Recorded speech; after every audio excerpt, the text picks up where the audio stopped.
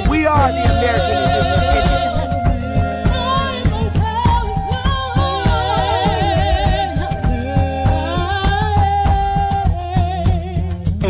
Copper color Indians, baby.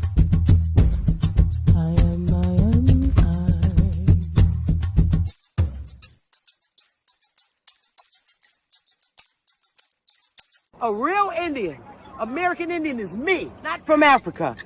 Remember that. African Americans here, but they recently moved here from places like Kenya, Ethiopia, Zambia, Zimbabwe, and Zaire.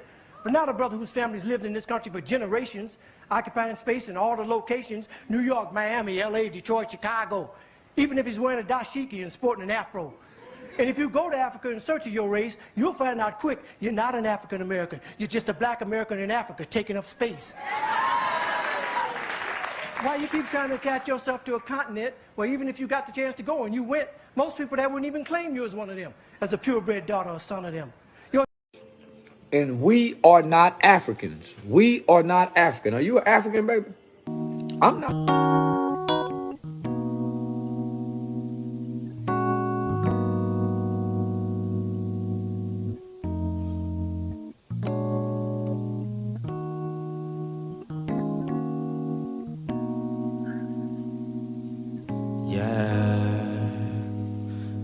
Rather be alone in my zone writing poems.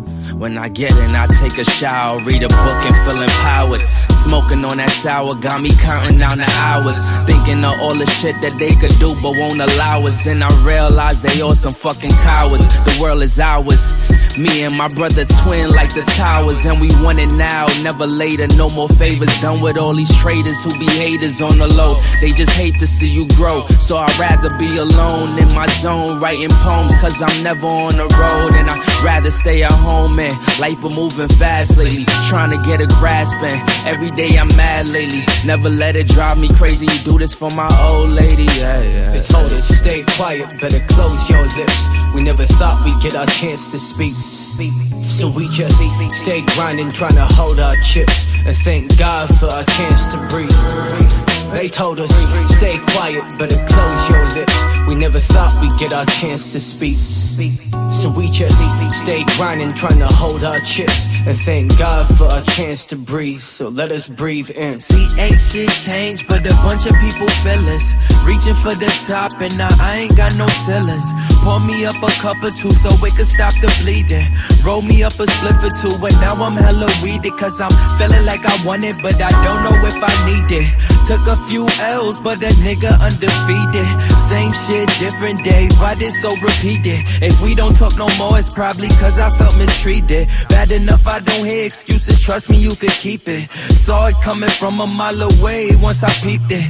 Caught up in that drama, mama, I don't get between it. They be trying to turn it on you, damn they really tweaking. We broke, but we wealthy in ability and hopes fits. Bitch, no, we only need the brokerage. We only overage, overseeing all the dope shit. Killing these cats with they facilities. Flush down the drain, leaning through all 8 lives till that become they centerpiece. Unfold and be a masterpiece at half of all our faculties. We actually dope, you just don't know that half of we. We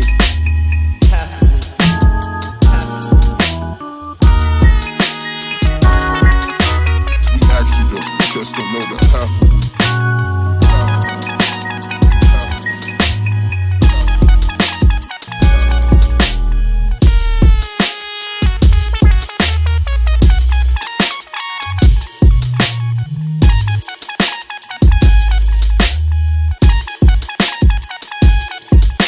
They told us stay quiet, better close your lips. We never thought we'd get our chance to speak. So we just stay grinding, trying to hold our chips, and thank God for our chance to breathe. They told us stay quiet, better close your lips. We never thought we'd get our chance to speak. So we just stay grinding, trying to hold our chips, and thank God for our chance to breathe. So let us breathe in.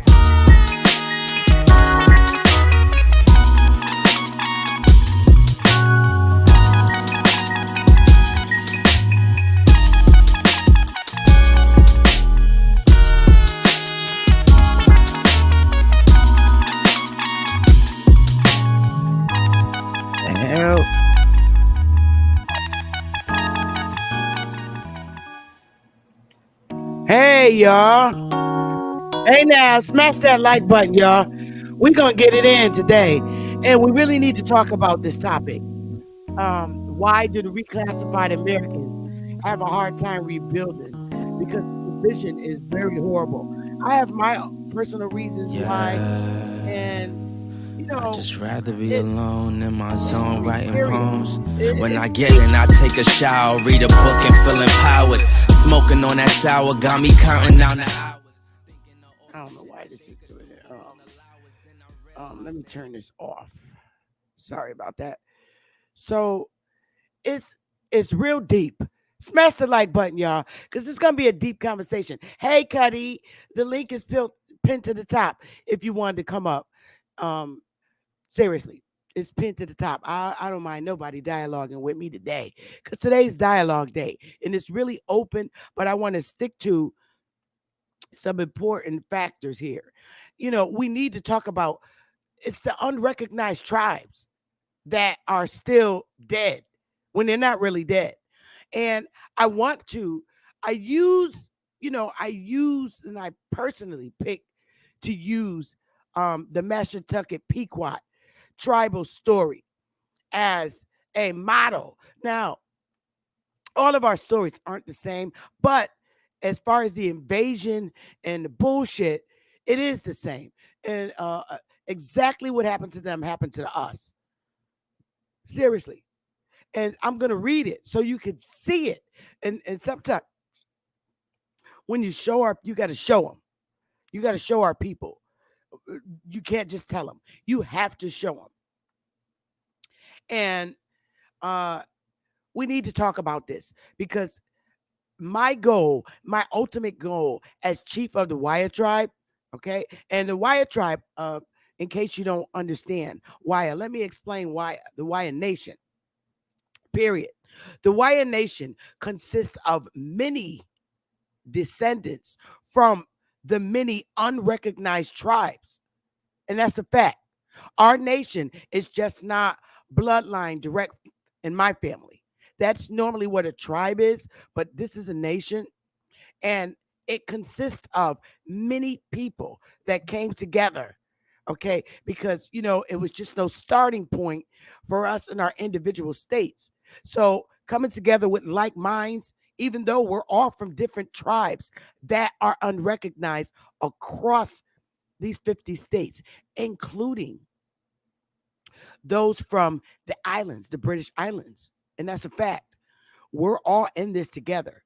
And we have to really get into, now that I have the amount of help and move some duties around in Wyatt, I can get out and do the footwork that I really wanted to start doing, which is coming up in September, which after, the second lawsuit is filed, of course. And I can't wait to file that. That's literally finalized and ready to go. And we will be calling you in. I will be calling you in Zoom to read it to you. And you'll have a copy of that lawsuit too. Not like the first one where no one got a copy of that. It's locked down right now.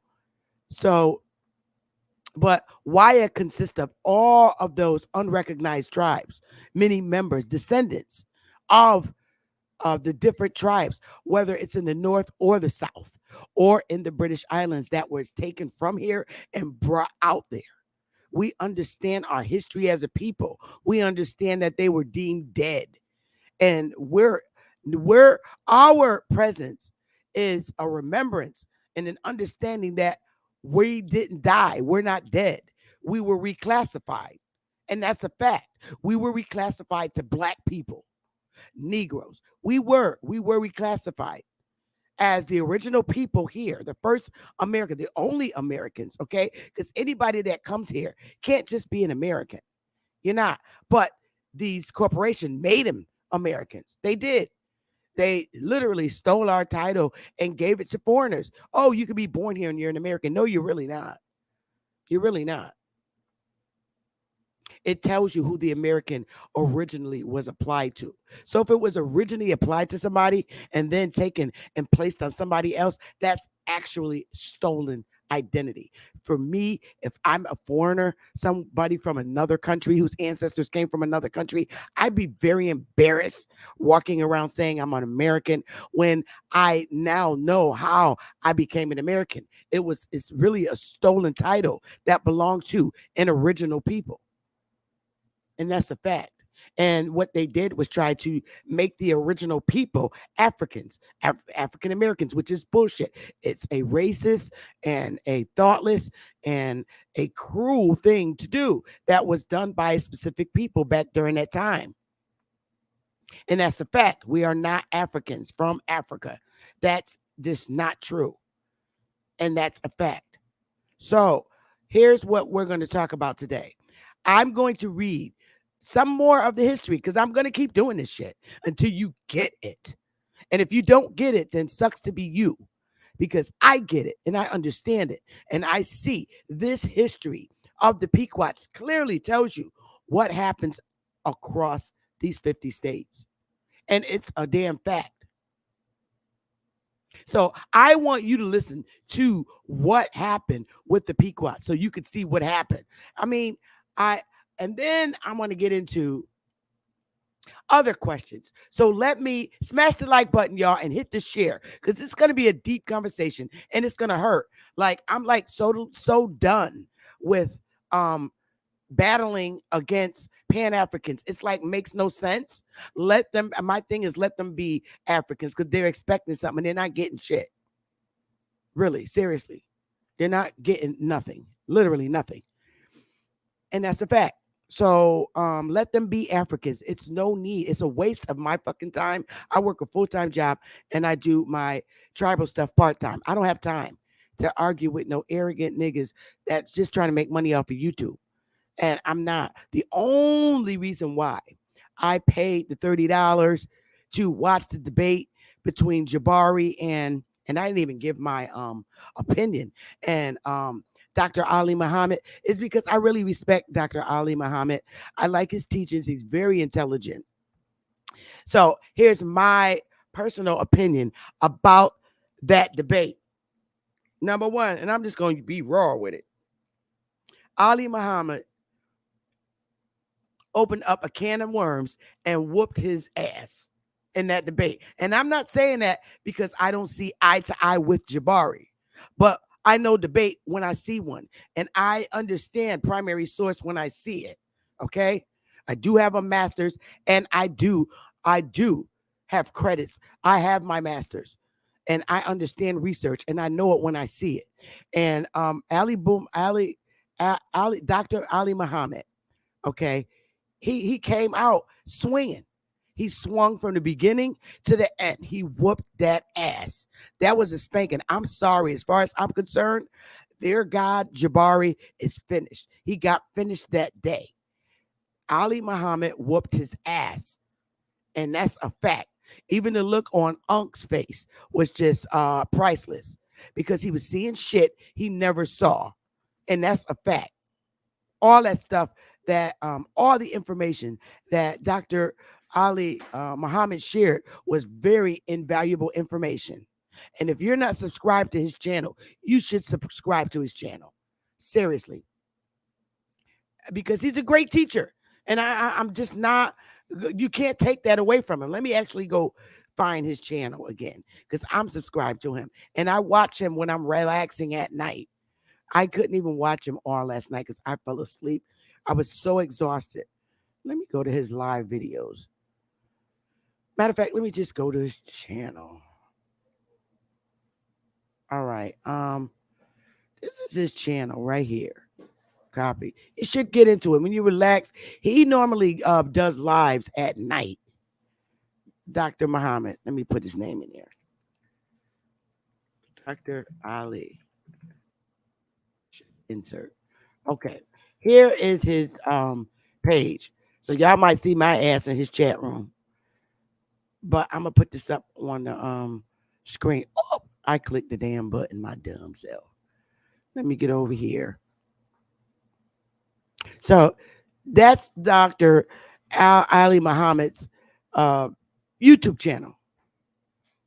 Subscribe to it. It's worth it. Now he's worth listening to. He don't be having all that bullshit on his channel. He's check shit at the door because he is the type of person, and I've been watching him for quite a few years now. He's the type of person that he's going to get his message across, whether he has to check people at the door when they come on his panel, but he does it in a professional way. You don't hear him saying, nigga, I'll pull up and whoop your ass and I'll do this. You don't hear that from him ever on his channel at all. So he holds his channel down well and he comes out with great content. So I would highly recommend that you subscribe to his channel if you haven't already done so. I watch him faithfully. I like his information. So now that that's clear, and you have my opinion on who won that debate with him, he whooped Jabari's ass. I'm serious. He did. I mean, I really literally say he whooped his ass during the damn interview. That was enough for me. But I wanted to support him, so I paid to watch the preview, and it was worth it. It was worth it because I sat there and just watched him give him a ass whooping on everything. He answered every goddamn question that was brought to him, and he brought facts. He came with the facts, and that's just it. When you got the facts and you can't dispute it, you revert to character assassination. He tried it, but it didn't work. The first thing, one of the things that Sinetta said was no name calling. That's the first fucking thing Jabari did was call him Glassjaw. I'm like, come on, bro, you just said no name calling, and that's the first thing you did.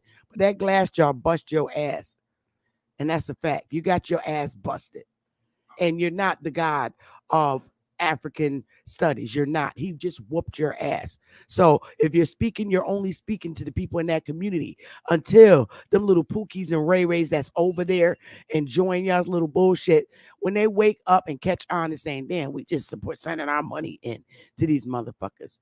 Let's and they begin to grow up and mature in their mind and think outside the box, then you lose your crowd. That's when you lose them because all those people in there are less than 40 years old. And at a point in their life, they're going to say, well, damn, you know, let me think outside the fucking box. And there you have it. The ancestors from here will catch them. Boom, just like that. And they're going to know who they are. So this is why I said we don't have to waste time with people that just literally don't want to hear about our true history here in the Americas as a people. It's the bloodline. The bloodline don't fuck up. That bloodline wakes up. It just wakes up automatically, and that's what's going to happen. So with that being said, smash the like button, y'all, please. Let's get into the model that I like to use for rebuilding and reestablishing tribes. It's important because let me read this first, and then we'll talk about why there's an issue and there's ignorance when it comes to reestablishing between the North and the Southern people. And I'm almost have my conclusion as to why, but it's a lot of bullshit. And I'm just like so tired of it. This is why I'm so glad that I was directed to just start my own nation. That's what I had to do to heal me from the bickering back and forth and say, okay, well, now I got a nation to work with. I don't have to worry about building one because I'm building it and it's still building. And I can't worry no more. All I can do now at this point is lecture and keep lecturing what the ancestors pull out of my head and into your hearts. That's all I could do at this point. All right. So, I'm not here to discuss the lawsuit, Mr. Obey. I'm sorry. Today, we're talking about exactly what's here.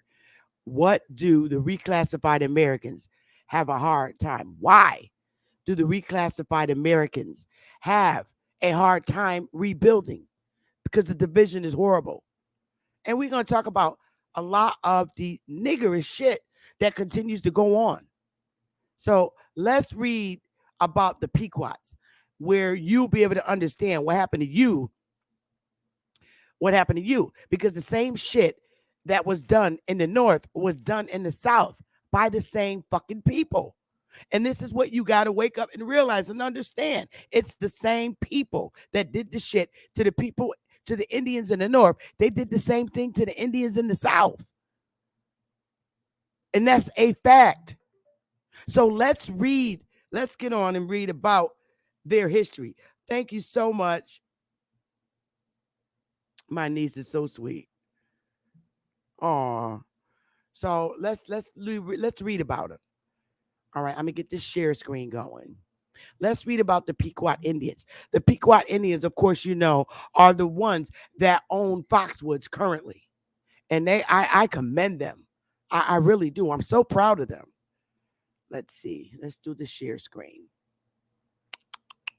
Here we go, y'all. And let me get y'all on my phone so I can see y'all. Because y'all know once I share the screen, I can't see y'all butts. Come on, damn it. Slow ass computer. All right, here we go. Where y'all butts at? Oh, there you go. I find you on YouTube and then turn the shit down. All right, here we go. YouTube and then turn the shit down. There we go. That's how I know I found y'all. All right, so, and this was written in July 23rd, 2022. Pequot Indians share how they were forced to pretend to be black for their safety and survival. Give me a 1 if ain't that some shit for an article title. And you can look this up. This was in the Post. This is in the newspaper. Pequot Indians share how they were forced to pretend to be black for their safety and survival. All right. Listen to the Pequot Indians share how they had to hide their identity and become black. Yo, this is Foxwoods on some real shit.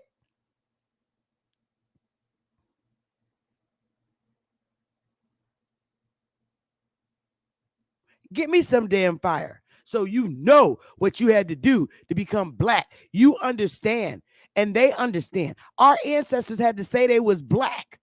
They couldn't say who they were. They would have got killed. They were threatened into these names.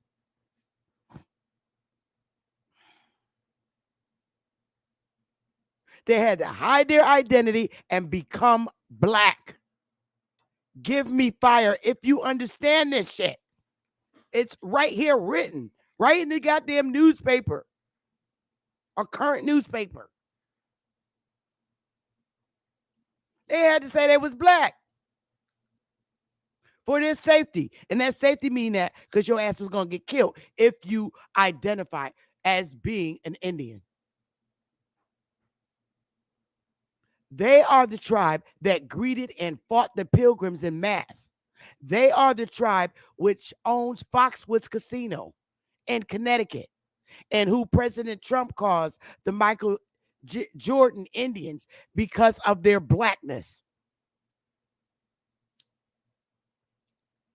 Give me a 1 if you're with me. They're the Michael Jordan Indians because of their blackness. That's fucked up.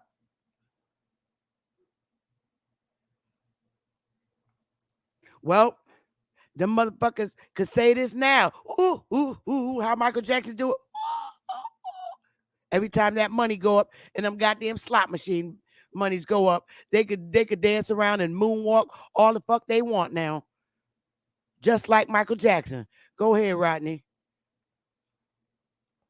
Your butt is mine. I'm bad. I'm bad.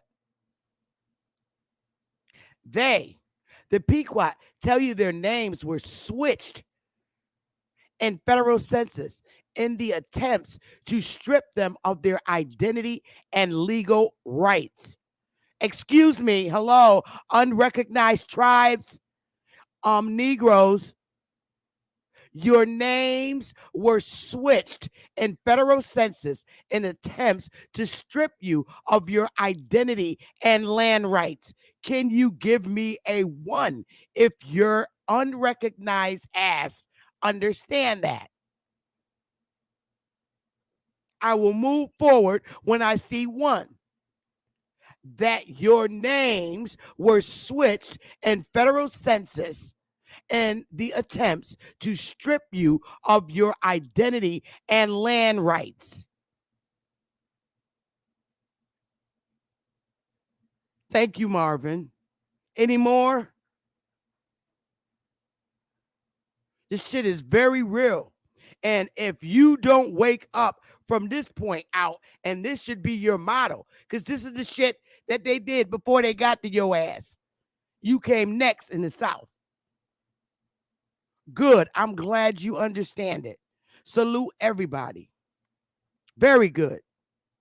Because your ass was switched on the census in attempts to strip you of your identity and land rights with your Michael Jackson, Michael Jordan Indians. Oh, not Michael Jackson Indians. I done changed the name. Trump called them the Michael Jordan Indians because of their blackness. Well, damn. And yes, yes, people that look like us. Now let's read the case study. Prior to first recorded European contact in 1632, the Pequot tribe was a daunting military presence in southeastern New England, controlling thousands of square miles in Connecticut Valley.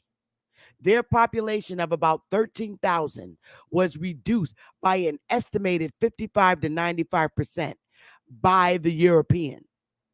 Introduced epidemic diseases that soon beset them. Their numbers were further reduced in military conflicts, notably the Pequot War, during which hundreds of people were killed in a pre-drawn raid on one of the tribe's two principal villages, carried out under the leadership of British troops allied with volunteers from the colonies and other local tribes. Do you hear this shit? Other local tribes. That means other niggas helped. I got a cheerleader in the background, and he fine as hell. I want to see you cow jump when I get off of here. I know you can do it. Let me stop, y'all. British troops, all right, allied with volunteers from the colonials and other local tribes. That means they had other niggas to help them. The 1630 massacre at Mystic Fort took the lives of mostly of the women and children, many of whom were deliberately burned alive while they slept. That's some fucked up shit. I mean, I'm just picturing this shit. Your family is being burned alive while they slept. That's an evil thing for another local tribe that's supposed to be your brother that joined some fucking foreigners to do this to you. Because of evil and ugly. That's some real nigga shit right there. That's hate with your own people. Pequots absent from the fort during the attack were subsequently hunted down and executed, forcibly dispersed among neighboring tribes or enslaved, sometimes as far away as the Caribbean. So, them other nigga tribes that helped the British, they, dispersed them amongst other tribes. One being the Mohegans, because they used to be one tribe together, the Mohegans and the Pequots. The 1638 Treaty of Hartford that concluded the war forbade any Pequots who might have escaped to return to their villages and even required that they cease referring to themselves as Pequots. Yo, yo, don't you think for 1 minute that this shit wasn't done to you in the South? Because the same, you know what, I'm going to use good language. The same people that did this shit in the North did it to the Indians in the South. They raided your village and required that you cease from calling yourself who you were. So if your ass was a Yamasee, a Creek, or whatever in the South, you were threatened. Your ancestors, our ancestors, you better not say it no more. And that's how you became dead. That's how you died. Say you a Yamasee. Watch what the fuck I do to you. Now you got a nigga from the North in your face doing this shit to you. Because that's who they had to bring to the South to help them. You know what? I'm not gonna. I'm gonna say Andrew Jackson's ass trooping down there. Well, we gonna get there. Cease referring to yourself as a Pequot. Don't call your damn self no Pequot no more. That's what happened to you down south. That's how you lost your race identity. That was the first process of you losing your racial identity. You became a black nigger. Negro. The remnant tribe, nevertheless, declined to cooperate with these injunctions. Now, you know that was a Negro. That they was like, oh, hell no, I ain't going out without a bang. Warriors, some Pequots was like, no, fuck that. I ain't going out without warrior. I'm going to fight this shit to death. And in the 1650s, the colony of Connecticut capitulated to their persistence by creating 4 Indian towns for them, finally establishing a 3,000-acre reservation at Mashantucket near Ledyard in 1666. Records from 1674 showed 300 male Pequots. Over the following centuries, the reservation was reduced to about 200 acres. Damn, 3,000 to 200 acres. And the population dwindled under the pressures of poverty and other hardships. By 1972, the total reservation population consisted of 2 elderly ladies, Elizabeth George Plouffe and her half-sister, Martha George Langevin Elau. Plouffe died the next year, and her grandson, Richard Hayward, moved back to the reservation. With the advice of lawyer Tom Tureen, who was helping tribe groups in New England organize to bring land claim suits against the U.S. government, Hayward recruited individuals with Pequot ancestry to repopulate the reservation. By 1974, they had implemented formal governmental structures and created a tribal row consisting of 55 people descending from the few dozen individuals listed on the Indian supplement to the 1900 to the 1910 U.S. Census. Ain't that some shit? They didn't even use no census in the 1800, which I keep telling y'all asses, but y'all don't listen. Y'all going all around with all this paperwork and all this bullshit. Other people are making your life harder as fuck when it's not that hard. And I keep telling y'all. But y'all keep listening to these street clowns. That's where the frustration comes in. In 1983, the group received federal acknowledgement by an act of Congress as the Mashantucket Pequot tribal nation. They also received money to buy back tribal lands that Connecticut had sold over the years without the federal oversight required by Indian Trade and Intercourse Act of 1790. You need to read that damn act. Seriously, that's important.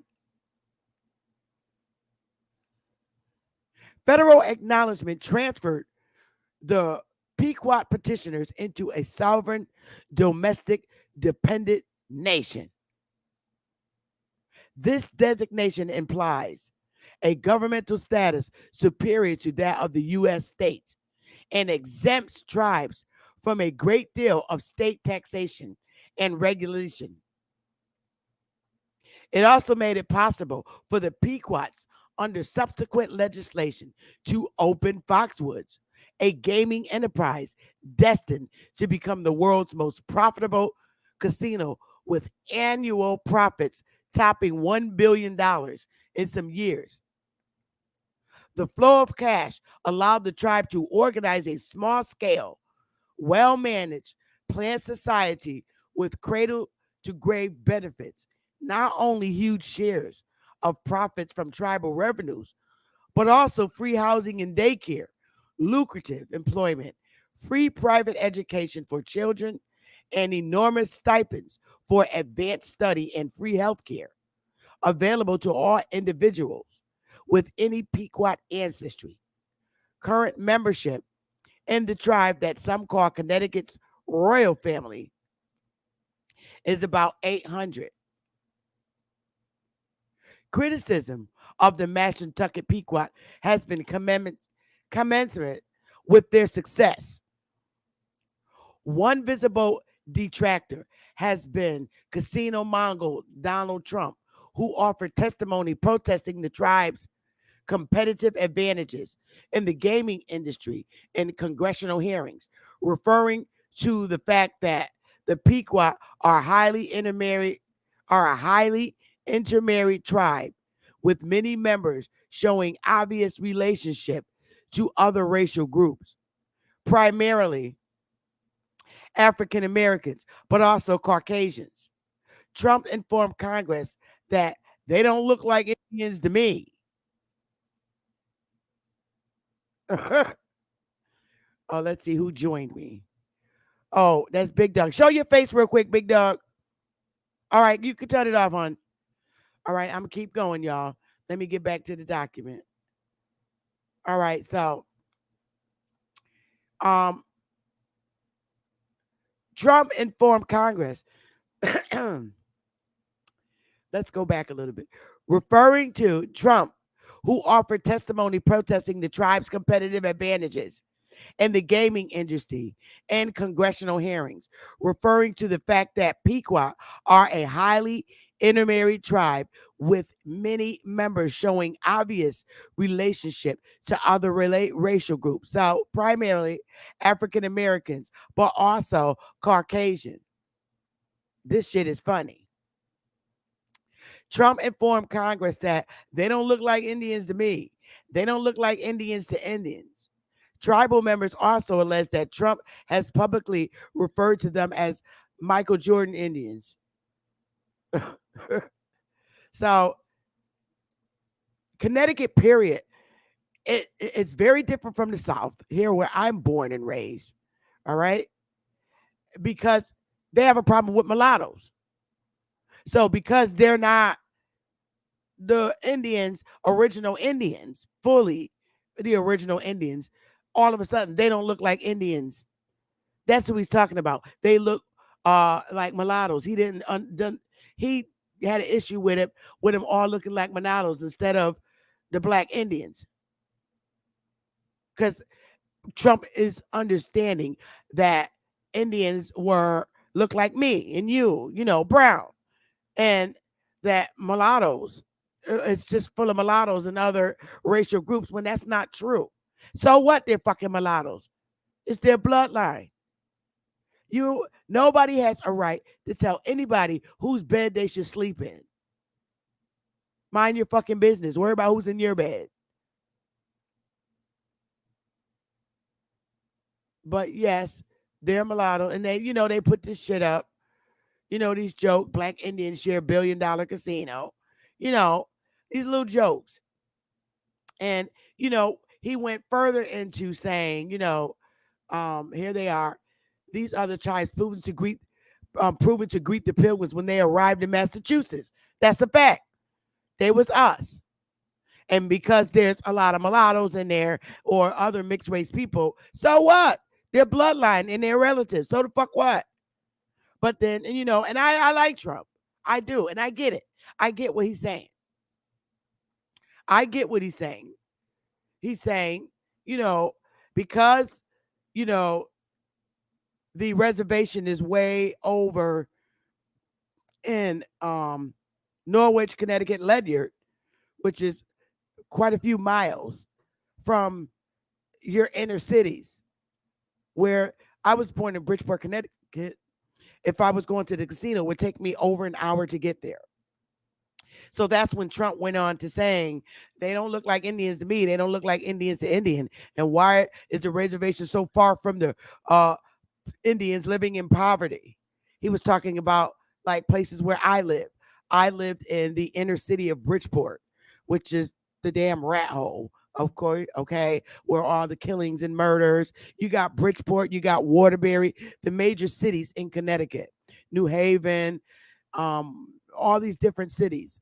And his question was, why are they so far away from the poor Indians living in poverty and living in poverty? Why aren't they helping the people in the poor communities living in poverty? Well, number one, the Indians that were living in Bridgeport, that's another set of Indians, that whole city.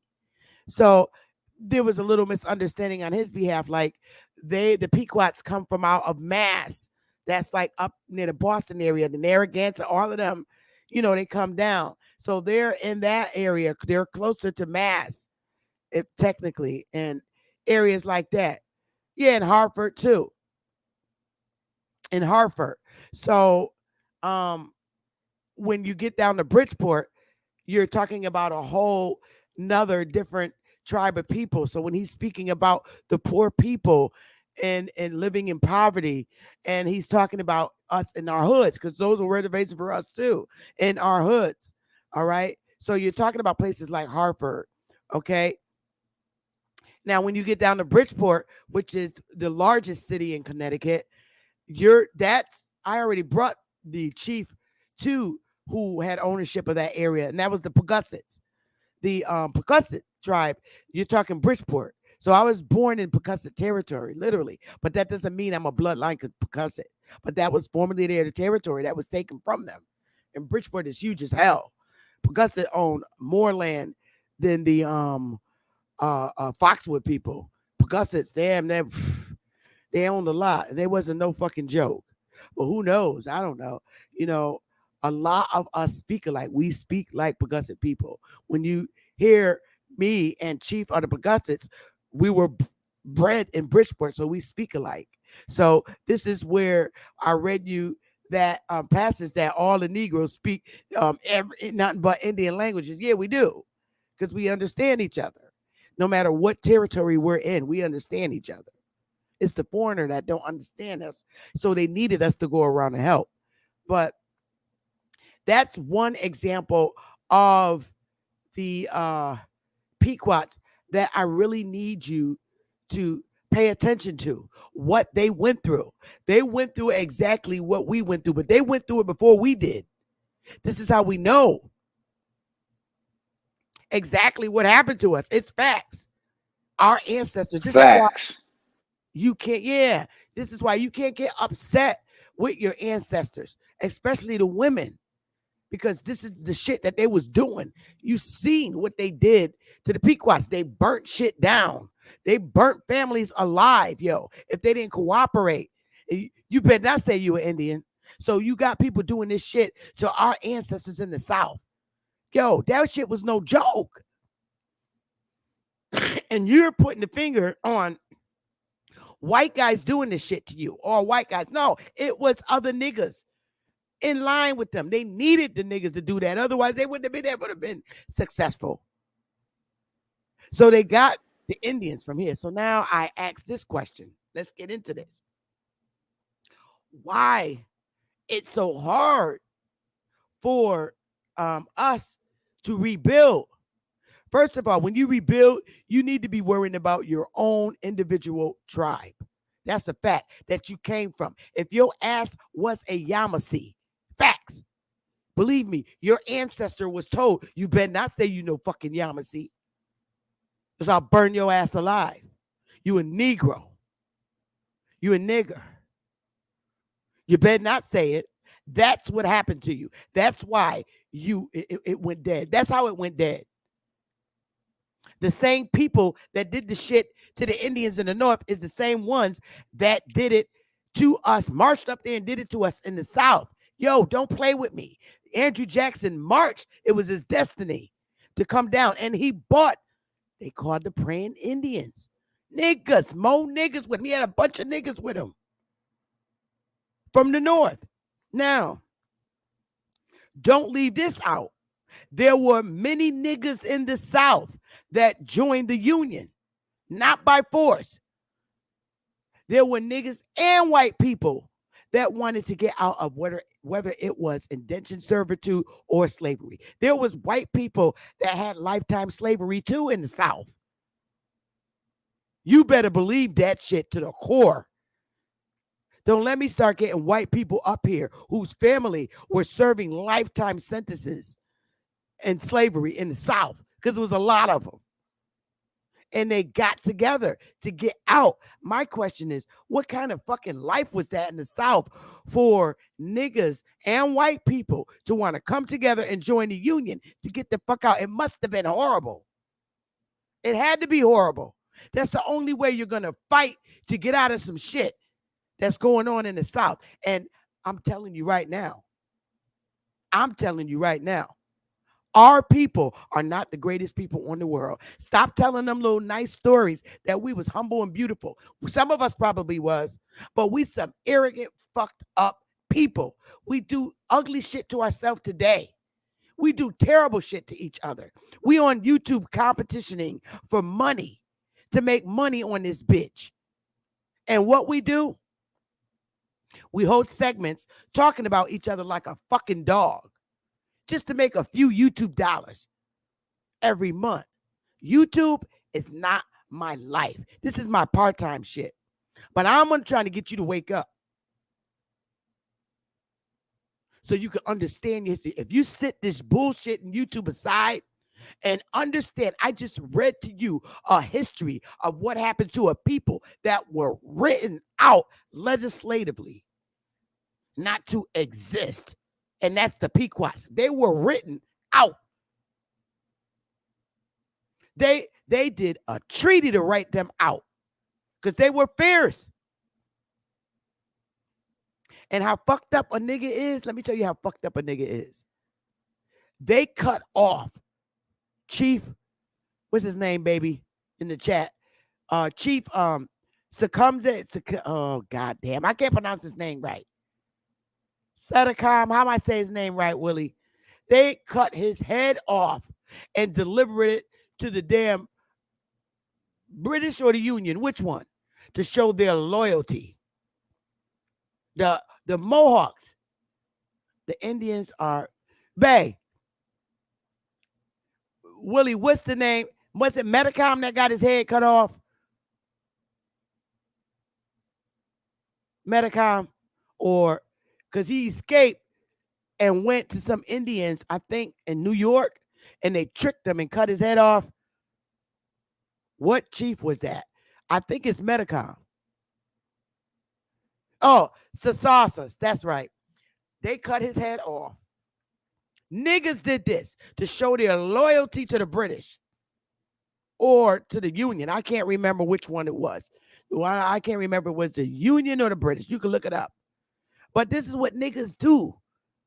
This is what they did. Nigga Indians cut his head off and brought it to the Union, the British, to show I that think it was the British, Sister Bethany. Okay, yep, it was the British. Cut the Indian chief's head off. He thought he was running to New York to hide. All right. And they took him in, made him feel welcome, and then they cut his head off, right?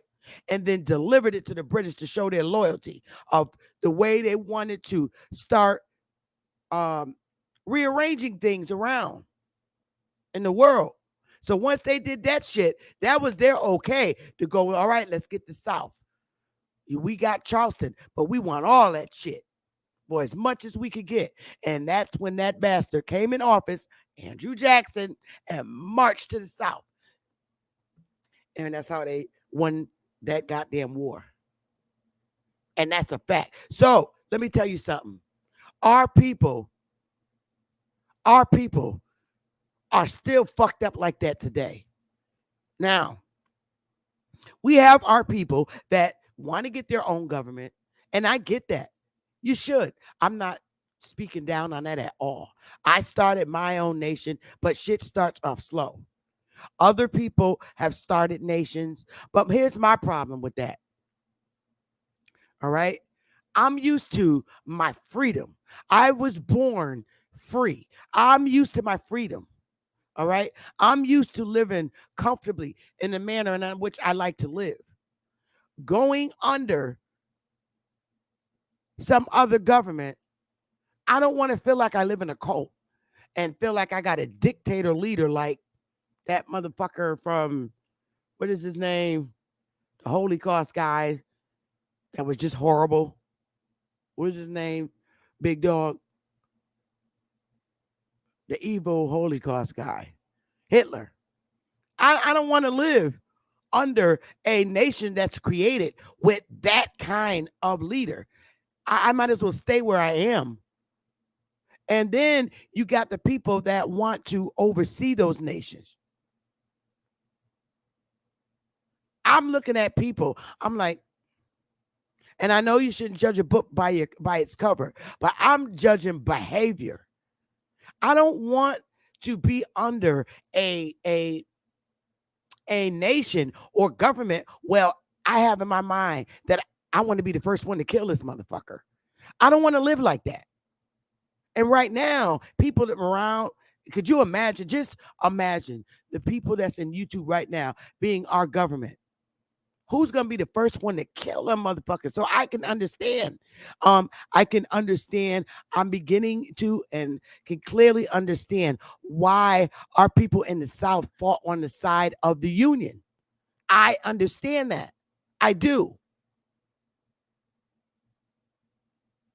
Obviously, the life in the South wasn't so fucking great. It couldn't have been because nobody talks about how great it was. Literally. I mean, Billy Dog, I'm gonna move on to something else when it comes to our people. But what are your thoughts today, brother? Welcome to the panel, hon. Sister Betty, much love and respect to you and the family always. Much love and respect to everybody in the chat, man. Grand Rising. I love your title, Sister Betty, because that's one of the key points I always talk about: reclassification and why we can't come together. I thought we were reclassified like 11 different times, but it's like 15 or 16 now. Now, and I think about it because what's holding us back and dividing us is the Moors, the Christians, the Baptists, the Seventh Day Adventists, Jehovah Witnesses. So I added all of those classifications that our people take as a reclassification, if you feel me. So as long as we keep believing in this system and their beliefs and their religion, we're going to stay separate because that's their plan. I love your topic. That's the reason I see why we'll never come together because of Moors, Christians, Baptists, all of that is a part of the corporation. And, you know, they're on a deeper level of their belief system and acknowledging who they really are because they stuck in their belief system, if you understand what I mean. I do. And 100% religion has a lot to do with it. Religion was a forced tool on our people. It was Yes, ma'am. it was forced on our people. It was enforced. It was because when our parents went to school, that's what their school book was, the Bible. They didn't learn about corporations in the Bible. They taught them how to be what we call civil Indians. And in that very book, it tells you the past is going to be erased. It does. It's literally written in there. And they, because of lack of reading and comprehension, And also Muslim. My bad if I didn't say that. Muslim too. because of lack of a lot of uh, lack of reading comprehension, our people can't see in their head that this is something that was forced on them. And I tried to demonstrate that when I showed them how they kicked this Indian woman. They wouldn't allow her to be admitted into, where is it at? Let me find it. This was a hot mess. Let me see if I can find it. If I still got it up here. Yeah, here it is. Um, there's a sister, and her name was Annie or Mamie or something like that. And they were converting them into these Christian religions. This was part of being part of the union. You had to be in a religious affiliation. And this Indian woman, okay, at this church, she told them, I'm not giving up all my gods for Christ. So they wouldn't allow a lot of Indians in the church because they was not willing to do that. And that was the first separation of our people. Our people, when they joined the churches, they began looking at their own people as down, low, not so, you know, and they totally forget that these are foreigners making you do this to be in their corporation, and you still don't even have rights as citizens. Back during that time, we were not citizens. We were not citizens for a very long time.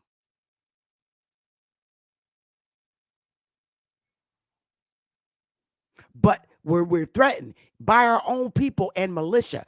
And militia consisted of our people. Stop.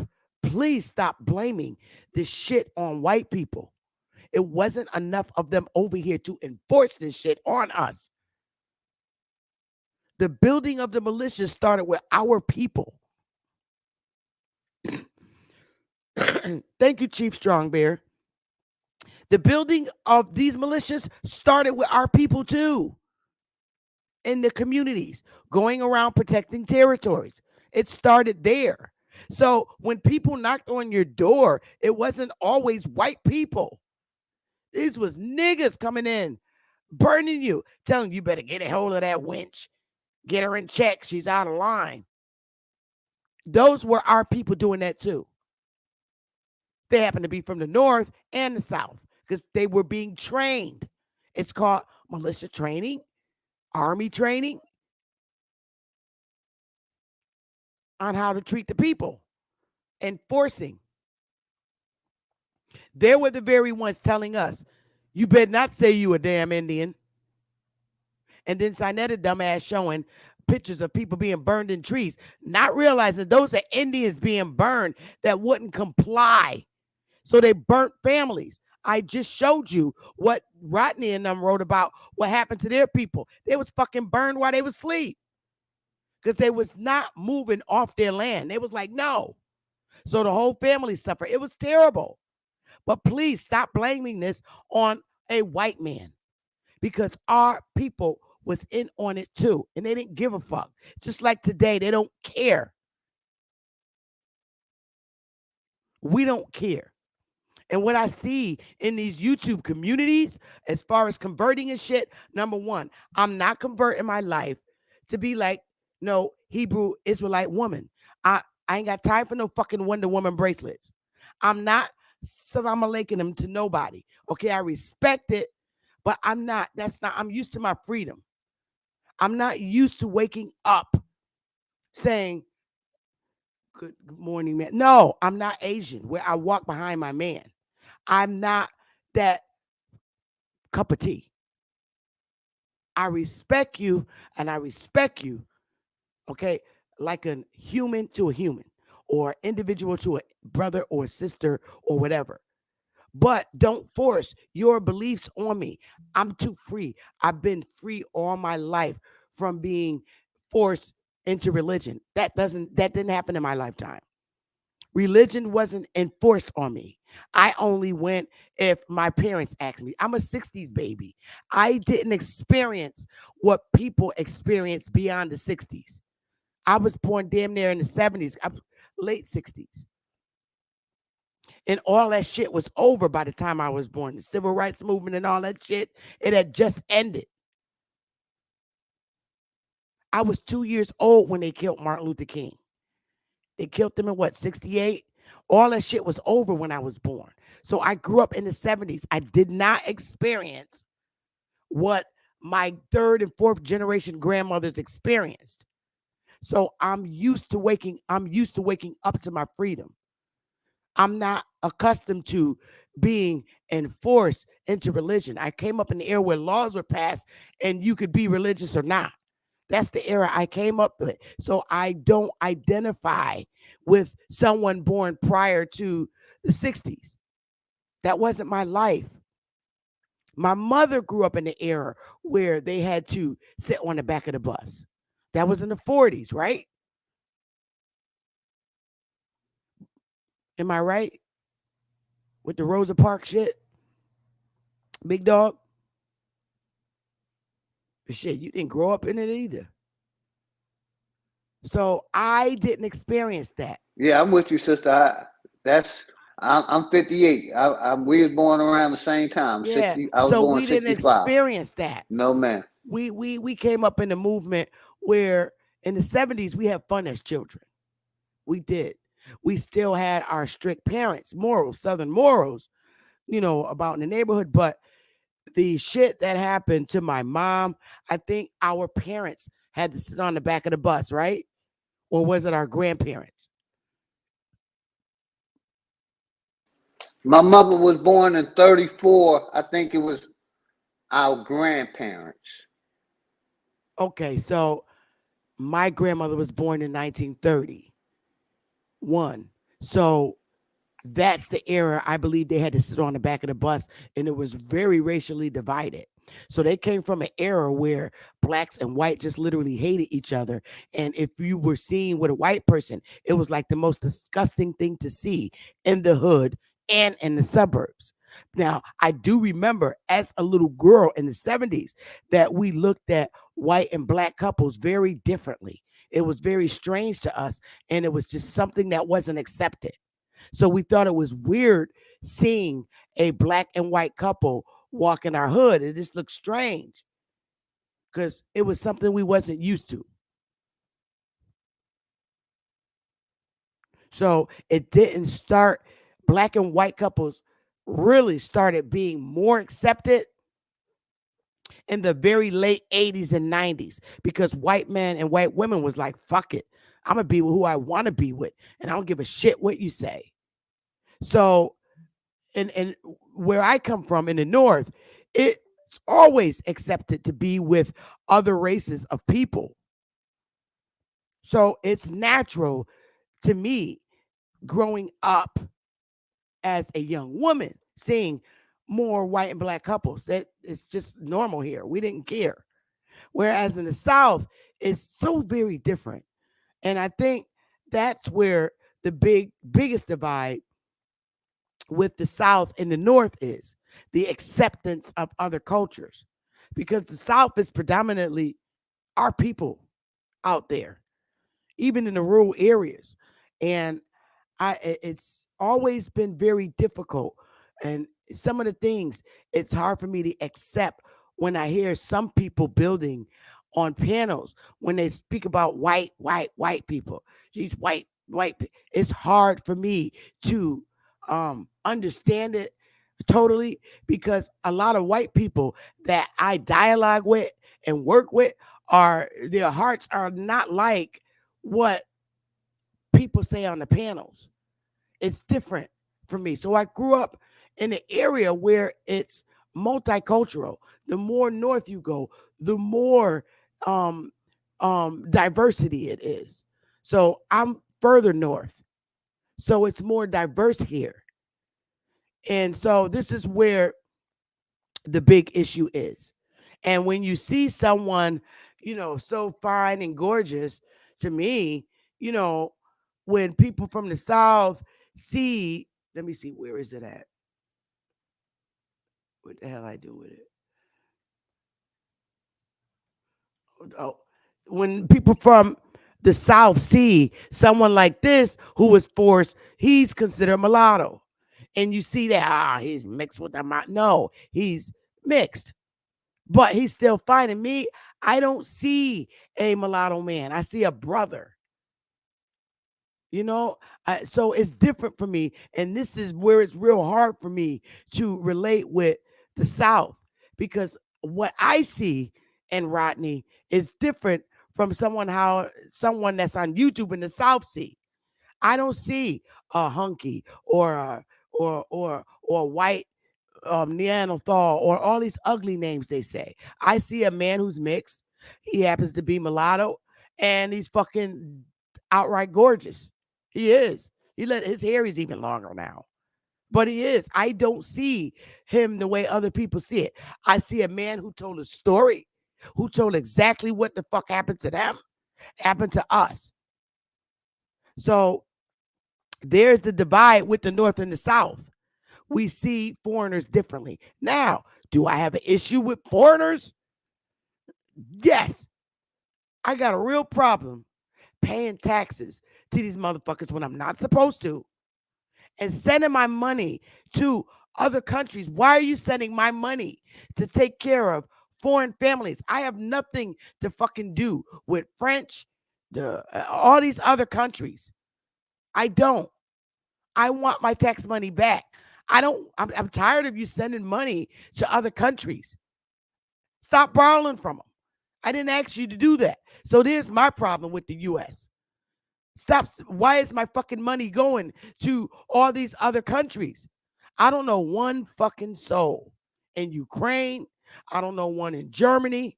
I don't know one soul in France.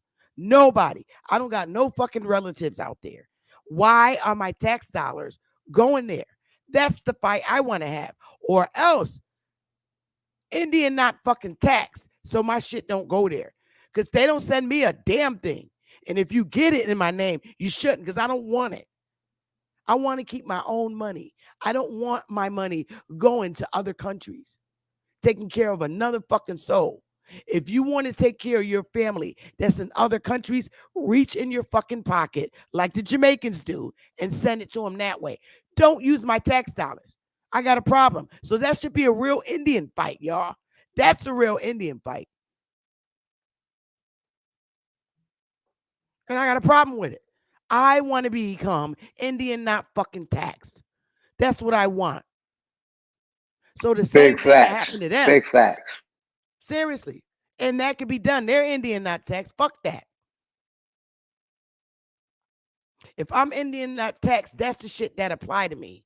Horrifying is what was done to us by even our own people. All these fucking racial classifications that I had to grow up with. That's crazy. How the fuck is my grandmother an Indian and I became a Negro? What the fuck? On both sides and grandfathers. How is that possible? Which one of my grandmothers and grandfathers did you say, nigga, you better not say you an Indian? Which one? Our shit starts off with Indian and then it turns into fucking black. Which one of my ancestors did you say you better not call yourself Indian? Which one? I'm gonna say 1800, Sister Betty. That's my understanding, my insight. This is shit I'm talking about. Yes, ma'am. Just because I'm brown don't mean I came from no fucking Africa. No. Nobody in my family came off no fucking slave ship and they were not brought here. We were already here. Already here. My family. Yes, ma'am. Now, just because you went and got some Africans in the 1900s, that don't mean the motherfuckers are related to me. I don't know not one soul in Africa. And neither do anybody in my family. Where's the fucking ship my family came in on? They didn't come in on no ship. You took them and you enslaved them like you did the other Indians, like you did the Indians here in the North. Only my ancestors never left the motherfucking mainland. We didn't go to Barbados and British, any of the British islands. I still got my nigga name that you gave me. My nigga I'll be right identity. back, Sister Bethany.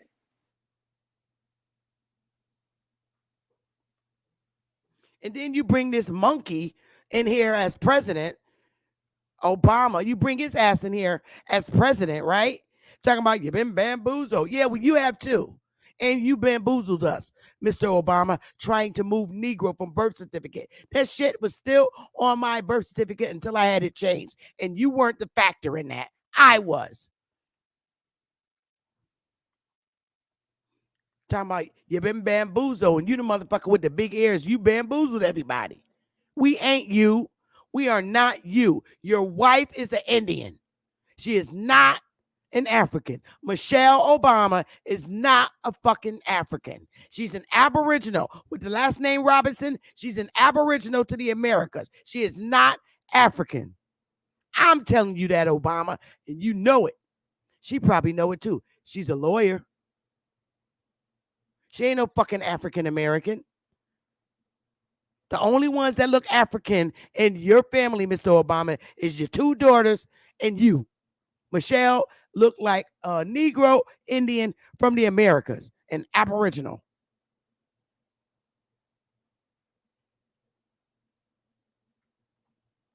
Oprah Winfrey. That is not an African last name. You got it from your slave master, who happened to be your goddamn grandparents. You just don't know that. You're not from Africa, Oprah. Your ass is from Mississippi, where thousands of Indians was at. You better talk to Chief Holiday, Oprah.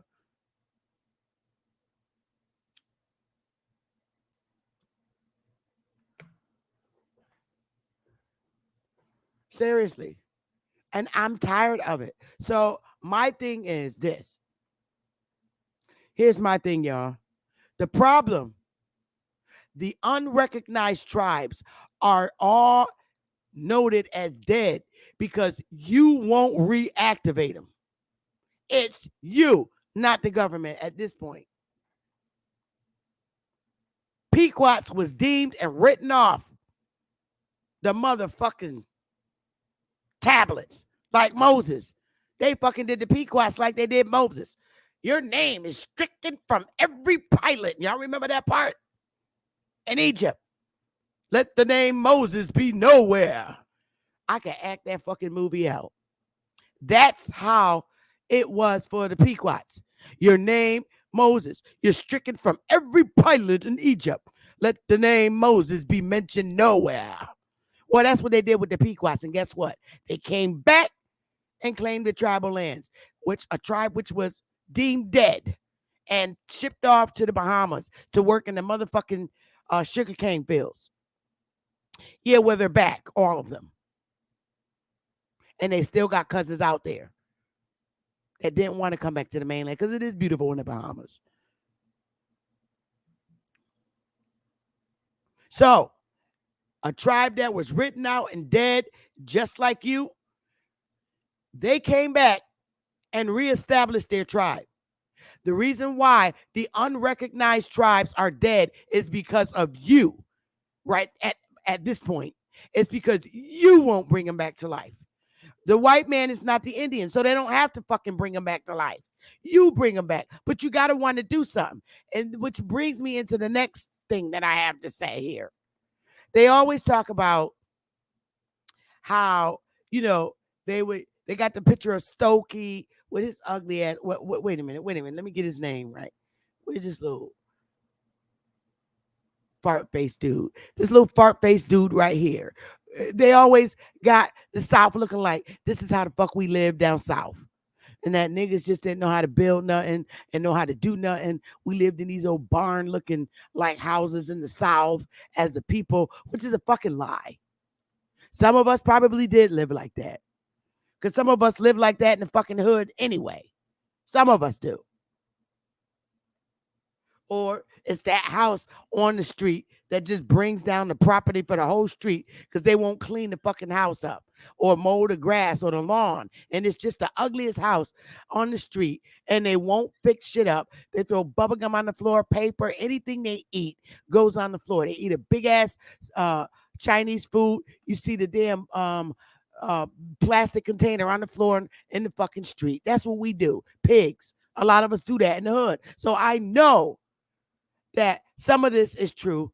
Some of us did live like little labor, cheap labor people who have did shit like this house.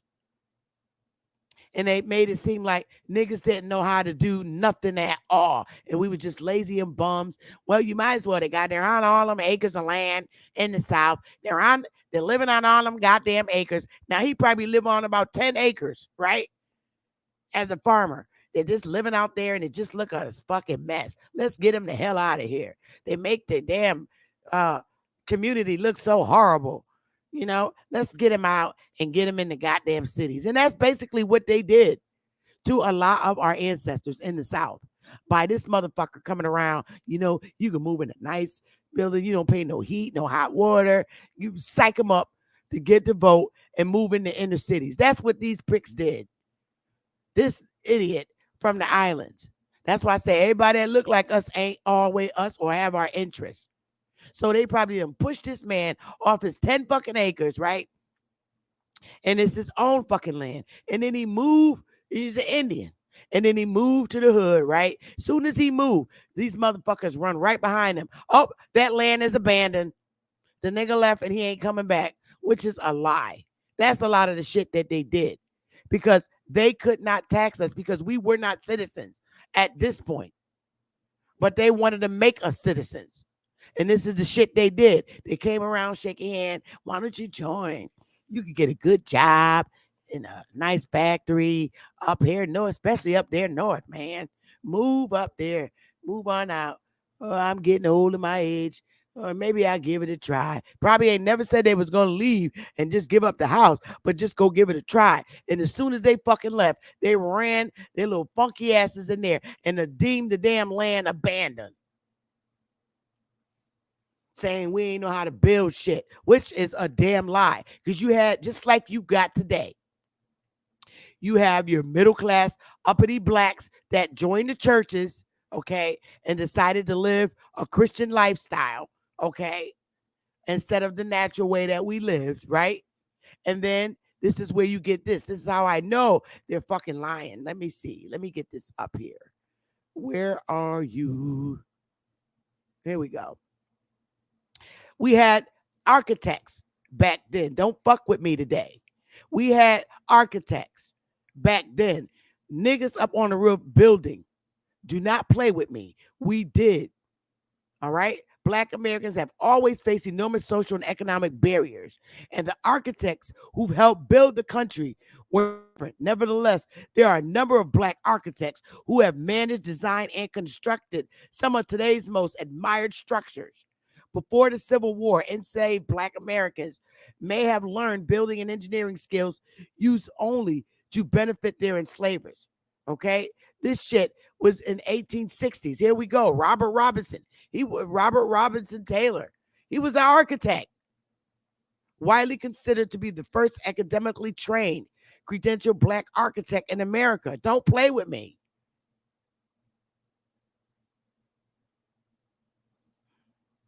Henry Taylor, who was the son of a white enslaver and a black woman. Don't play with me.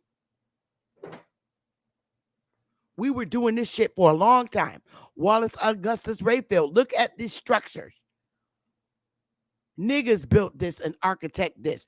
Give some fire, please, so we can clear up some of the lies. When we came from out of our old ways and into the Christianity ways, we begin to live what you call a Christian civil life. So these are the people today, you call them boule, because they stand in pledge on the union, whether it be Democratic or Republican, living a middle class life with different types of morals that they brought on. They made education a key thing in the homes. This is a structure built in 1783 by Wallace Augustus Rayfield. Niggas, okay? These, believe it or not, listen, honey, this is the name that they gave him, all right? They took away the Indian name he had, all of them, because that's what they did to the Chiefs. The Chiefs had um, English names and Indian names. This is in 1873, the 1800s. William Sidney Pittman, 1875. Moses McKissick III, 1875, built this shit. Yo, throw up fire. I'm not playing. We had architects. We built a lot of shit. And motherfuckers just taking the credit, using the same blueprints and the architectural work from our ancestors. Don't play with me. Look at this damn building. Julian Abel, 1881. Look at this. Do not play with me. We had skill, which was lost and taken. So now, this shit. Come on now. Vertner Woodson Tandy. Look at this house. That's the way we built shit. Architectures.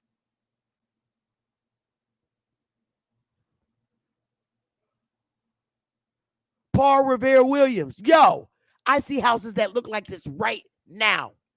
Me and Willie drive down them shits.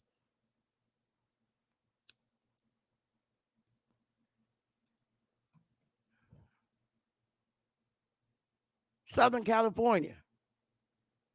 Norma Merrick Scarlett, 1928. Look at this shit.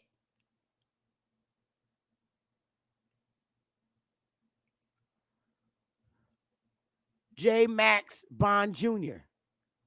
You see the stuff behind him? Harvey Bernard Gantt. He's the Senate.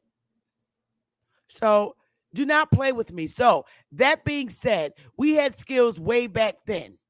All right. Now I'm going to go back to this shit. We had skills like that even way before that. So when you lived in these kind of homes, it's because your lazy ass choose to. This is an old ass picture. I got to say, by the look of them boots and them jeans, that got to be in like the 1930s, 1930s, 1940s.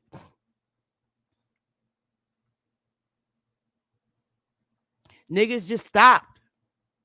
Now, if we was gonna have our own government, my light is messed up. If we was gonna have our own damn government, y'all smash the like button, please. It's people like that I want running my government with those kind of skills. Then I feel comfortable. Because I'm not going in no religion where you wear Wonder Woman bracelets and cover your eyes up. Nah, fuck that. That ain't how my ancestors lived. Maybe back before the Noah days and shit.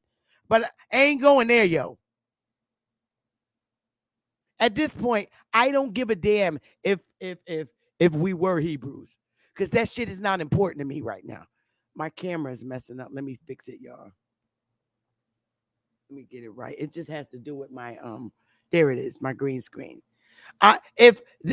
Going way back to the Noah days and all that shit, I don't need to be there. I don't give a damn. But you got some people that's just stuck in that shit. I'm sorry, y'all gotta wake up and come out in them uniforms, man. Ain't nobody rocking them shits. I don't even think Moses and them rock them shits. So this is what I'm talking about. I can't be with, that's a divide in our community. It's straight up divide. Being that, I need some up-to-date people in my era that want to start a government. I don't want to pay taxes. I don't. But we need some intelligent people like those architects that I just showed you. And we got them. They're around. I need people that got some damn sense. I'm sorry, right now on YouTube, fuck that. Yo, I only trust me at this fucking point. And I'm keeping it very real. Rodney and them started off with 55 people. Guess what? We did too. We have more than that now, way more. But that's how you start. And I gotta work. I'm too busy. We gotta work with who we have. Cause the shit that goes on in here is too fucking shady and flaky for me. Y'all fighting over dumb shit. Dumb ass shit, man. Dumb. Fighting over power. I can't be bothered with that. What's more important than fighting over power on fucking YouTube? What's more important? I'm going to tell you. Doing exactly what Rodney and them did. Bringing back a dead tribe that was written off the motherfucking books. If your tribe is not alive, it's because you're keeping it dead. You're running around saying you're Muslim, you're Moor, you're saying all this stupid fucking shit. You're African, you're all this dumb shit. This is why all the tribes are still dead. You're making them dead. It's your fault at this point. Because you have an opportunity to bring them back alive. You know we didn't die, we were reclassified.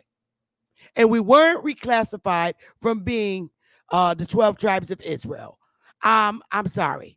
If you got that information, you got it from the Bible, and that's not where my history starts. However, it's a book written about what they were going to do to the motherfuckers over here. The same people in the book, and they're doing it.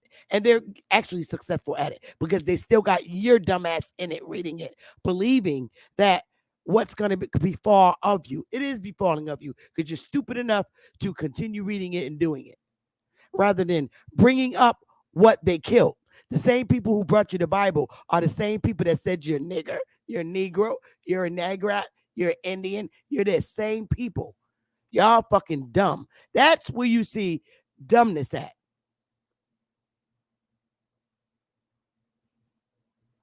They're the same people that said convert or die. And you can't see that. That goes way the fuck over your head. And your own people joined them in and telling you to say that. Convert or die. Convert or die. So your dumbass converted. And now you're walking around in Wonder Woman bracelets being men with these damn bracelets with spikes on them. Who the fuck are you going to fight with that shit on? It don't, listen, take it from me. Them shits don't stop bullets like Wonder Woman. You can't use them. You can't. You need to put your thinking cap on and start writing your ass back in history. That's what you need to do. All this praying on the map and all this other bullshit. Look at how far back that started in our community. Who did it start with in our community? Praying on the magic rug, every salah, that's whatever they call it. Nothing's been done since. Nothing. If you can't wake up and see that, it's like basically we still got these motherfuckers food. They so fucking stupid. It's true. I'm sorry. It's true. I'm just keeping it very real. You look like an idiot. Pastor the pimp. Church is a hospital. We come in. I don't like going nowhere, seeing some woman or man crying and shouting. Talking about the Holy Spirit touched them. No. Your heart's broken. Somebody hurt your feelings. Somebody's sick or died. Those are natural things that happen in our lives. Death. Okay.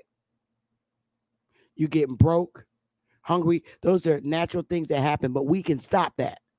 So I can't go to nobody's church, see nobody running around crying because some nigga that they're in love with, they done fuck the next door neighbor. And you have feeling that your husband's cheating. Bitch, get another nigga and keep it moving. Get a boy to it, get a dildo. But you got to bring the motherfucking tribes back to life. Wake up. Niggas ain't like they used to be. They more like bitches today, a lot of them. They want to be you. So look, wake up, shake it off, get a dildo, and get it popping. Bring back the dead tribes. That's all I can say. I can't stand when, and I was even like this when I was younger. Do not call me when you do hurt your feelings. I don't care about nobody's relationship. Leave a nigga alone. Get somebody else. Stay by yourself so you can focus. That's what was always my thing. Maybe that's why I hung with the boys. If a nigga cheating on you, then he ain't yours. He ain't got no respect for you or himself. So leave him. Don't come to me being 50 years old telling me how you in hurt and pain over a nigga. I don't care. Leave the bitch. That's my thing. And keep it moving. You 50, man. Come on. Your clock's ticking. Maybe you will live to be 100.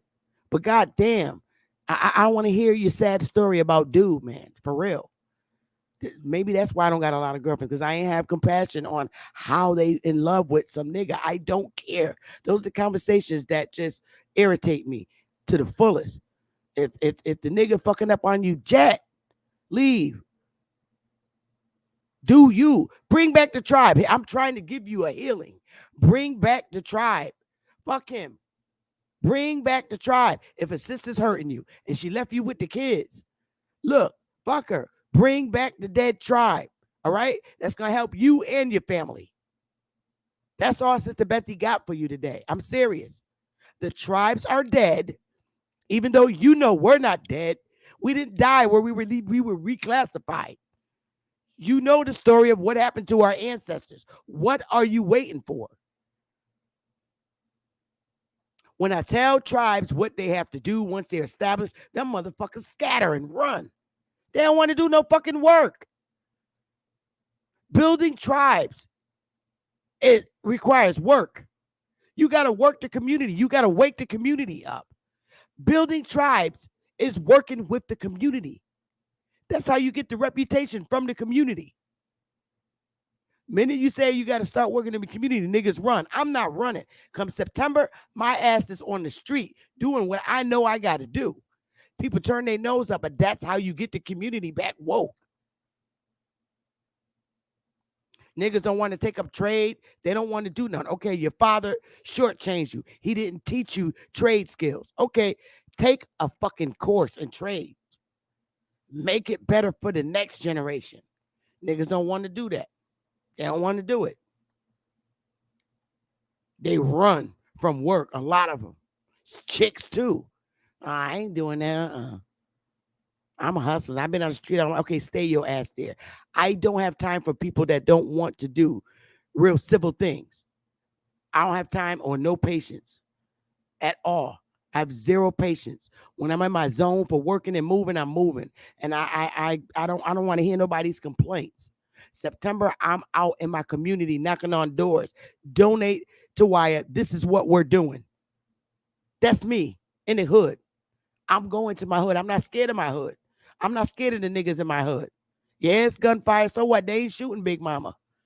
I'm going to stop. Say, yo, bro, this is what I'm doing. I can be professional 9 to 5 at work with the state, but I can come home and engage with my community. Yo, bro, I'm not in here judging you on what you're doing on these streets. I really wish you would get off the street, but listen, this is what I'm doing. I'm Sister Bethy. Subscribe to my YouTube channel. Can you please donate? Because we're trying to build these units. Oh, word? Yeah. Pookie and Ray will give me money before anybody else would. That's where the fuck I'm going. And guess what? They're going to fill out that form. So if I'm audited, they'll know where the motherfucking donations come from. I know how to work a community. This is what you do. This is what they do during political campaigns when they're raising money for your governor. Yo, I ain't giving nobody shit unless I'm running. And I'm not running for governor. I don't want to be a governor. I don't want to be a mayor. I don't want to be a senator. I don't need none of that shit. I want to be chief of my motherfucking tribe. I want to be an independent nation. So if you got a goal, work on it. That's my goal. I want to be like the people at Foxwoods. I want my own shit. I don't want to cause havoc with any of the federally recognized tribes. What are they, the 6 or 7 main ones? I don't want no smoke with them. Let them live. They've been doing it forever. I want to bring minds back to life. And that's what we're doing. That's what I'm about. I don't got time to jump on nobody's panel talking about this person and that person. I don't give a fuck. Once I hit the streets, it's a wrap. You know, I'll come on to YouTube and show what I'm doing. Either you want to do it or you don't. Either you want to reestablish your original family tribe or you don't. I'm not putting a gun to nobody's head. You just be sitting back and we'll just keep growing. Facts.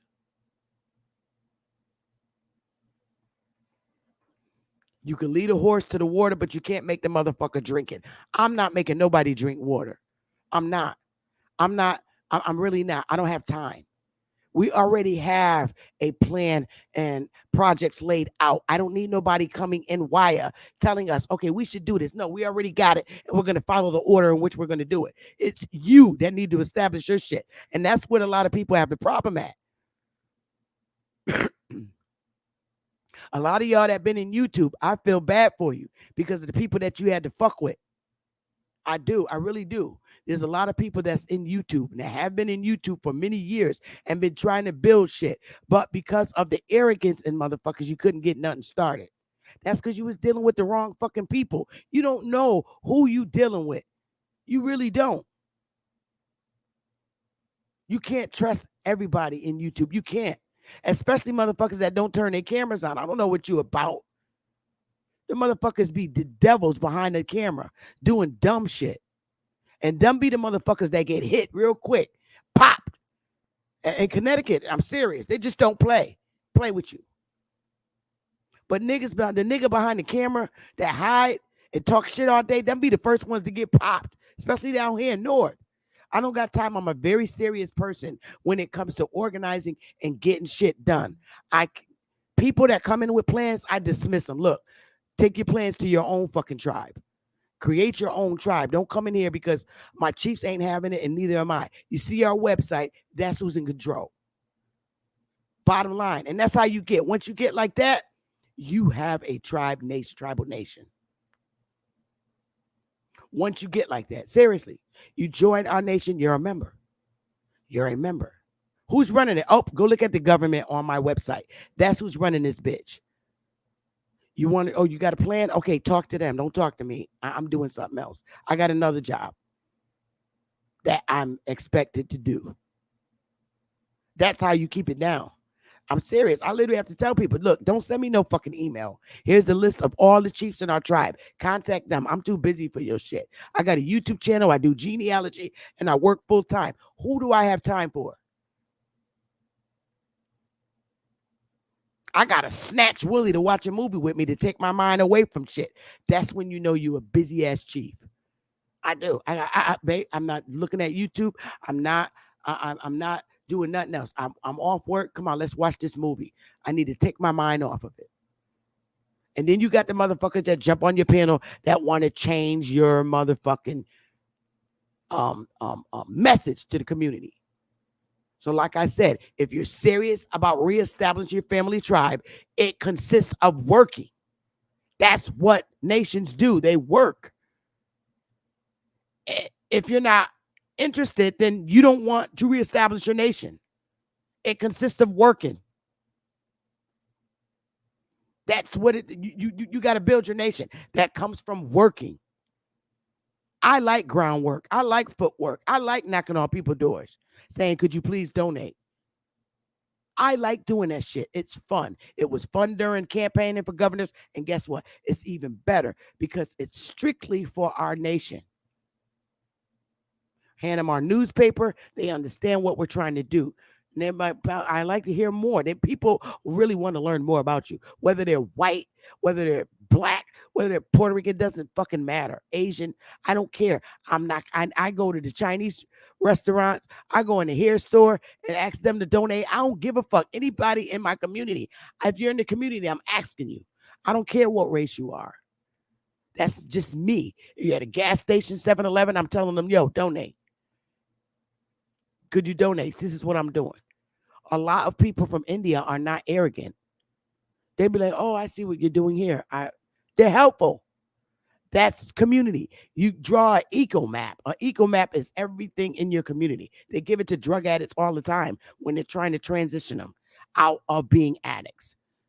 You get an eco map. The eco map consists of all the leaders and places that you can go in your community to keep you from running the drugs.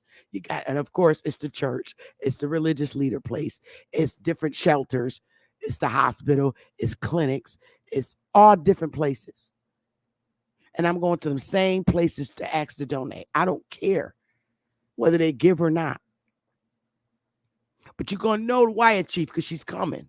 And I'm coming to your door. I might go to another state. My tribe members might say, yo, won't you come to Ohio and let's do some canvassing? I'm going. I'm gone. You won't see me on YouTube. You might see me doing that live, but I'm doing it live so it can show you what I'm doing. That's work. That's called tribal work. Going back to the communities that were dogged out to get their help and say, look, ain't nobody helping us. Look at the conditions that we've been in. We've been in these same fucking conditions since Martin Luther King and Malcolm X been walking around these bitches.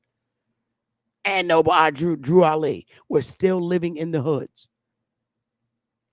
Let's try to do something different. Let's build this time instead of waiting for public housing to build for us. Fuck that. I don't want to live in no public housing. I'd rather build my own shit and live on my own shit and say, yo, don't come up here. I have every right to blow your ass to Kingdom Come if you come on my fucking land. This is sovereign land, what you want. That's what I'm talking about. Hey, I might sound a little tomboyish. I love men, but I grew up with boys, but I'm serious. I don't have time for that. I don't want to hear nobody's sad story in life. I don't care, man. You want to hear a sad story? Do your history. That's a sad fucking story to me. I don't, your boy dogged you. Okay, no, guess what's sadder than that? Your fucking history. Read about it. That shit gonna make you ball. Yo, let me take a few minutes break, y'all. I love y'all to death. I'm serious. Please hit the like button. Let me give y'all a little break and I'll be right back. I'm open the panel because I want to talk about this shit because it's very, very real. Very real, man. Oh, boy, where we go from here? Give me a little lady break. Here you go. Lady break.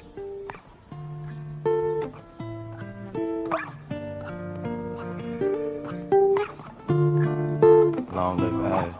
Yeah. How you These are my memoirs. Light up a cigar, smoke up the memories as I sit and dust them off. Why do people say it's just to piss you off? Ignore them, no call button and then dress too par. Now they can't test the guards, had to defy the odds. It only get tougher back then. We thought times was hard. Told them don't write me off. Told them don't type at all. To all the ones that gave up, this a reply to y'all. That wavy haired kid that you knew been on a tear since. The crowds was lower than the laughter now that I'm hearing. The praise for staying committed to something they played with. It was always about us, it's never about who's your favorite.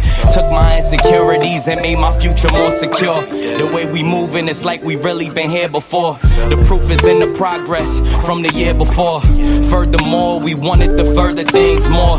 They took another route, so what you think we kings for? No angel ever said, yo, who these wings for? Ain't no champion ever said, who these rings for? So don't question what God doing, who you live for. Start accepting who you are and what you do it for. Doing less, doing more, it's really either or. Meet them halfway when one close, here go another door. Here go your dreams, what you running for? Head full of steam, cause you want it, huh? But it's in your genes, you was born a star. Yeah, damn, we done came far. The blessings soon pay off. I don't get a day off. Feel like the playoffs, they like, when y'all gon' take off? Dill got laid off, now we focused on trademarks. We just making hits after hits, no aid off. Now they wanna eat off the same plate that I ate off. They really be brainwashed, I sold ain't for trade-offs. Listen to these verses, these are thoughts that I brainstorm. People do me wrong, but nowadays I just pray for them. I've been under pressure, you can't tell cause I stay calm. Hiding peace and quiet, all I hear is the rain falls. Now all I see is green like my name was Draymond. ISO the brand and you know we gon' rain on. Shout out to the fans from the jump that stayed on. Rolling every hour of the day till the pain gone. Now every time we drop, yeah, they know that is napalms. ISO. All right. So, thank you for that little break, y'all. Ooh. So, understand this, tribe, nation. When the tribes that are dead, and anybody can hit the link, it's pinned to the top if you want to come and dialogue with me. Seriously. You know, Ali Muhammad really gave a good lecture about nation building. You got to check that out. But nation building is very important All right. 50 people. Let's do some math. I know you can't see this. But Rodney and them started off with 55 people. All right. Let's say you got 300 members because that's what it's about. Once you build your tribe, at this point, many of our tribes are not going to come together. So you have no choice but to welcome other Indians as long as you, once you build your tribe, let's say you start off with 48 people, which is what we first started off with 48 people, right? And then, at that time, it was real easy to do because it was only 48 people and tracking and doing their genealogy and stuff and making sure that they are Aboriginal because some of these people probably is fully African. But I wanted to make sure that they were Aboriginal. And when you do genealogy, you can see that. Now, you say you start off with 48 people, then you say, let's buy land. Because this is before we were even a tribe. It was just 48 of us. And I'm telling you this story. It was 48 of us. No, I think we started out with like 50 something. 48 to 50 of us. We ended up being like 43. And we got together and we purchased land in South Carolina. We did it. Once we did that, we were locked in with each other because all together we own the land together. It's our land. And we're so joyful for that because I never bought that much land in my life. And neither did the tribe. I was like, damn, y'all, look what we did. And at that time, we had a lot of people that were members, but they just couldn't make the $200 threshold within the year. So they couldn't become part of ownership. It starts off like that. That's how you know who's serious and who ain't. Seriously, you had a whole fucking year to come up with $200. And because you didn't believe in the goal, no, it was 6 months. I'm sorry, 6 months. And we fucking did it. Next thing I knew, we was in Zoom. I was in Zoom. We was in Zoom we had the damn real estate agent in Zoom with us. She was cool as hell. And she was a white woman. See, I don't give a fuck when it's people that want to make money and want to see you do something positive. I don't see color. That's the problem that I got with a lot of people in the South. Fuck out of here, man. I'm down with whoever is willing to help. Color don't mean shit to me at this point. Because I know some motherfuckers in here, color don't mean shit to me. Race don't mean shit to me. I'm serious. And there's a lot of people like that. And those are the people I can't relate with. I'm serious. I'm serious. Because the people you talk about are the ones who fucking help us open and close our tribe. Facts. And I didn't know these people from Adam. Because we appeared to be a civil group of people and we got it done. I don't see color no more. Because my people, my own people who I beg, are the ones who really I see fuck over me. So at this point, color don't mean a damn thing to me. I'm doing business with who the fuck I know is gonna help me. That's how I operate. You operate with a one-track narrow mind, then that's on your ass. The lesser services you get. Because a lot of our people ain't interested in helping us grow. And that's a fact. There's more of our own people that I see that are boule and wear ties that don't want to see us get shit. They can't stand us. They hate us more than the white people do. They're the ones that show off in front of the white people by downgrading us, thinking that the white person thinks, oh, it's funny. No, they don't. A lot of white people saying this motherfucker's stupid as hell. And I've seen it done on at work. You think by downgrading us in a group of white people that it makes them feel good.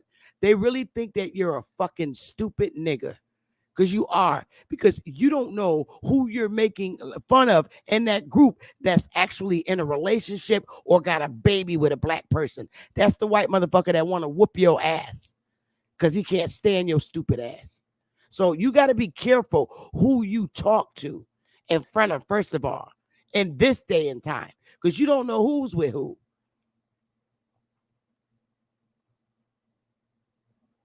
Seriously. So watch yourself. Now, back to what I was saying before I get too way off.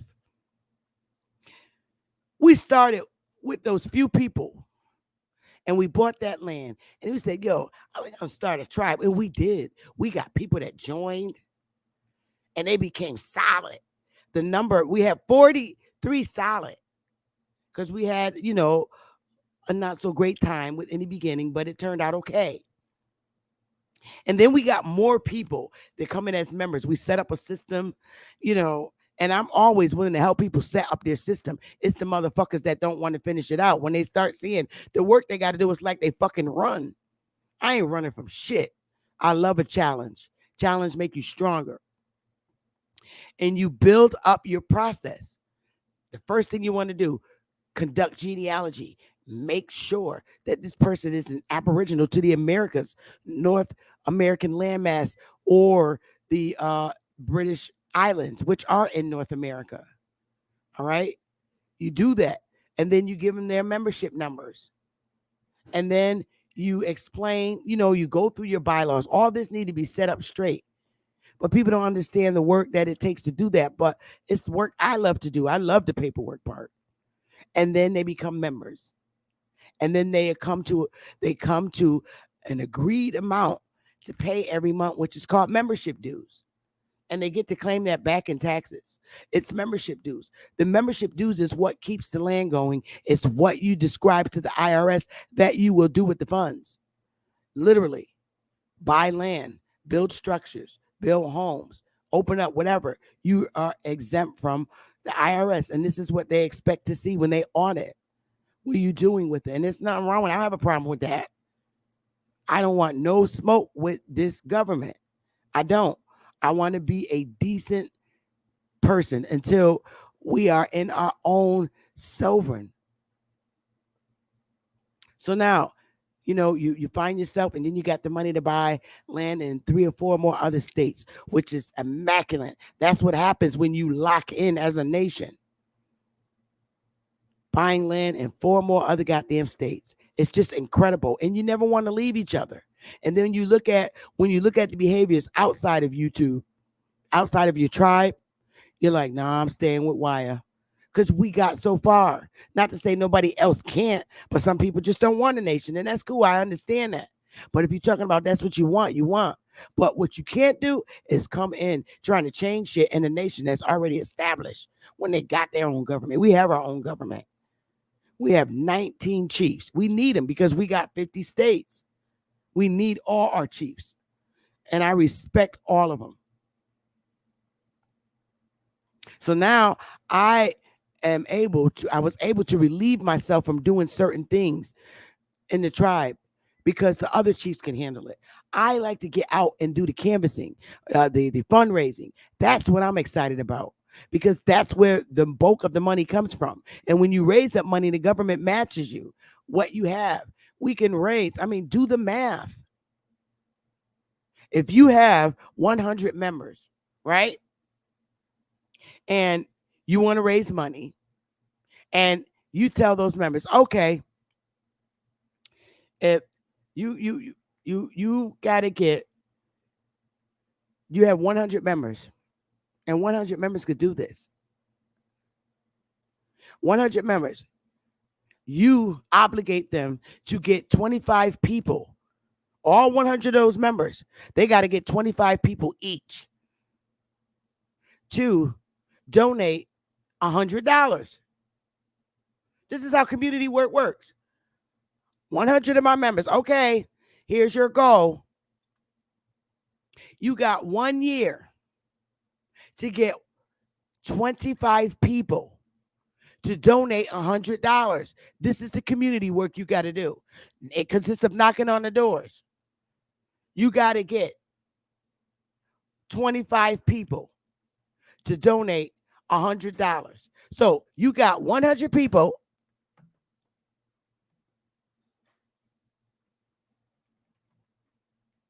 Let's do the math. 100 people. You know what? I'm going to write it out. It's better when you see it. I forget our people are visual. So let me write it out.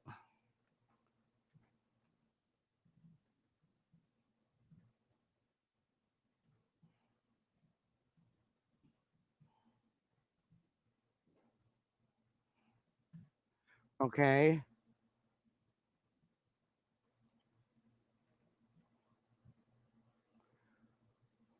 Okay. 100.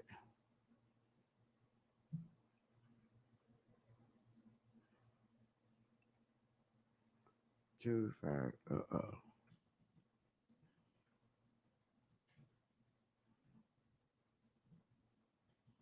Uh, Give me a minute, y'all. It looks better on paper. Now,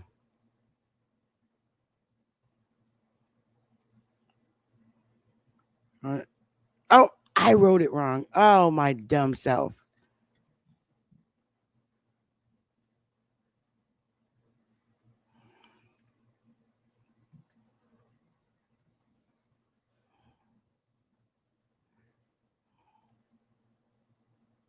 Uh,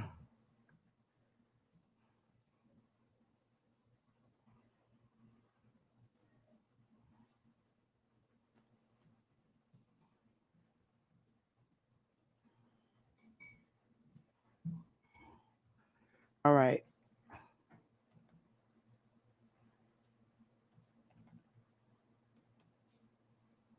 Okay.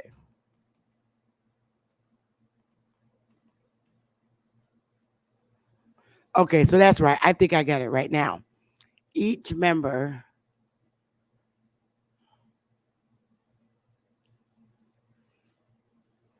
I think I did it right.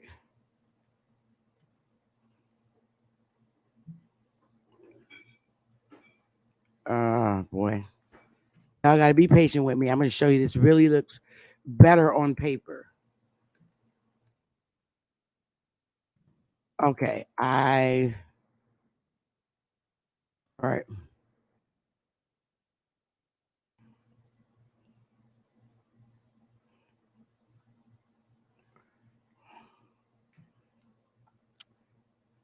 Come on.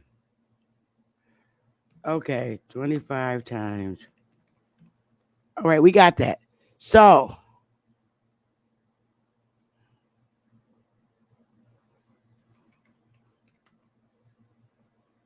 times. Oh, got it.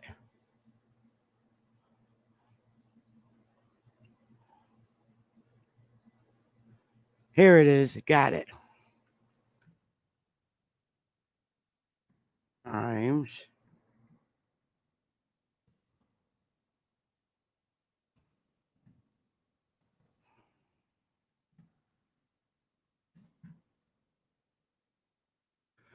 All right. Now I got to do a, damn it. I got to do a thing. This really works.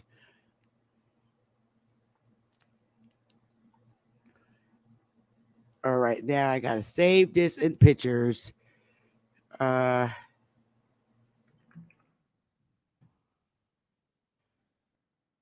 get it up.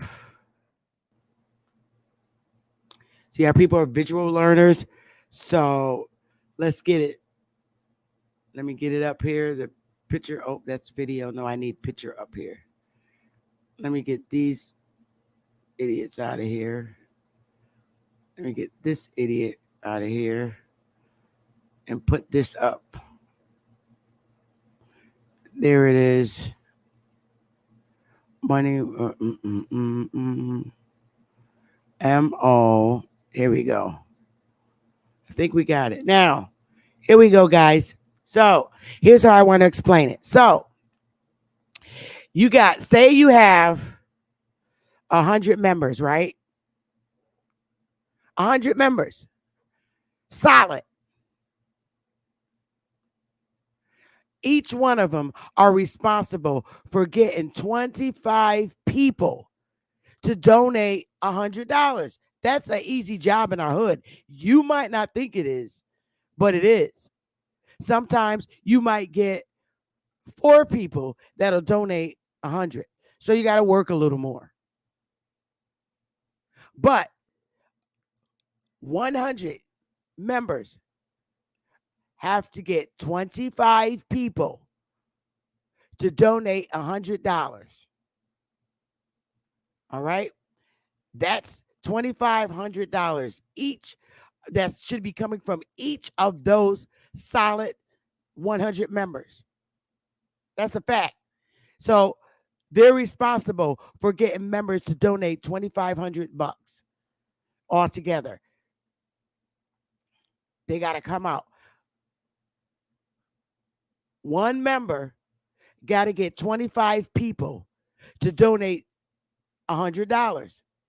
Now, by the time all 100 members come with those donations that they did in the community, and that just consisted of knocking on the doors, talking to people, explaining to them what hardships our people were doing. 100 times 100, that's $250,000 already from 100 members that went out and did this. That's what you call fundraising in the community. Fundraising. They gotta know what you're doing, and then listen. Let me tell you something.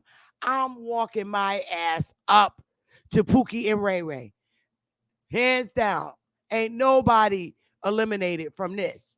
Nobody in my hood. Nobody's immune from Sister Bethy stepping up to them. If it's a Chinese restaurant in there, I'm letting them know what I do. Now, most of the time, they won't talk shit. They be like, oh, okay, I see. And they'll donate to you. Everything that's in my community. And then if they act nasty, I'm going to say, you know what? I'm going to pass the flour around to tell people to stop buying from your fucking store. Because you're only in here worried about your family. You're not really worried about mine. As long as we buy your dog food, right? Oh, I'm going to get nasty. But I'm walking up to Pookie, Ray Ray, Shaquisha, Latisha, Tombelisha, Tumbelina, all the motherfuckers. I'm going to say, hey, where you going? This is what I want to do. Oh, where is this? Pookie gonna hit you off quick. You know what, here. They might even give me a G. I'm taking it. Facts. That's called fundraising. I'm gonna let Pookie and Ray Ray know what I'm doing. Shaquisha and all of them gonna know. Oh, word, for real? I'm doing it. Because they're not gonna discriminate against me. Pookie and Ray Ray not gonna look at me stupid. They're gonna help me. It's the boule motherfuckers that give me a hard time. Oh, I don't have it. You okay? Ain't nobody eating none of your goat meat this week. Watch. That's in my head. I'm not playing. And I'm going because they're gonna help me. And they're gonna fill out the fundraising form, proving and saying that they gave me the money. Because that's what they want to see. Documents of who gave it to you. And they're gonna fill it out. I'm going to Miss Lulabelle house because Miss Lulabelle retired, but she get a nice old pension and Social Security. And she might say, well, I got $50, baby. Here you go. Let me know how everything do. Or could you see to it that I get this newspaper every month? Because they love reading. The elderly love reading newspapers. They don't like all this modern day computer shit. Could you see to it that I get the newspaper? Please, baby. Yes, I will make sure you get Wired's newspaper all the time. Because you know why? When they read our newspapers and when they're in their 80s and 90s and they're reading, the memories come back. Oh, yep. My great grandmother was Indian and they got mad, and made us say that we black. They love reading that. And that's what I'm doing for my community. I'm creating a newspaper and I'm going to keep writing history. I like Charles. He puts nice historic stuff out about Bridgeport. They would love to read that about the Baugussa tribe. You think I'm not going to pass it out? I am. I'm going to be busy. The link is pinned to the top.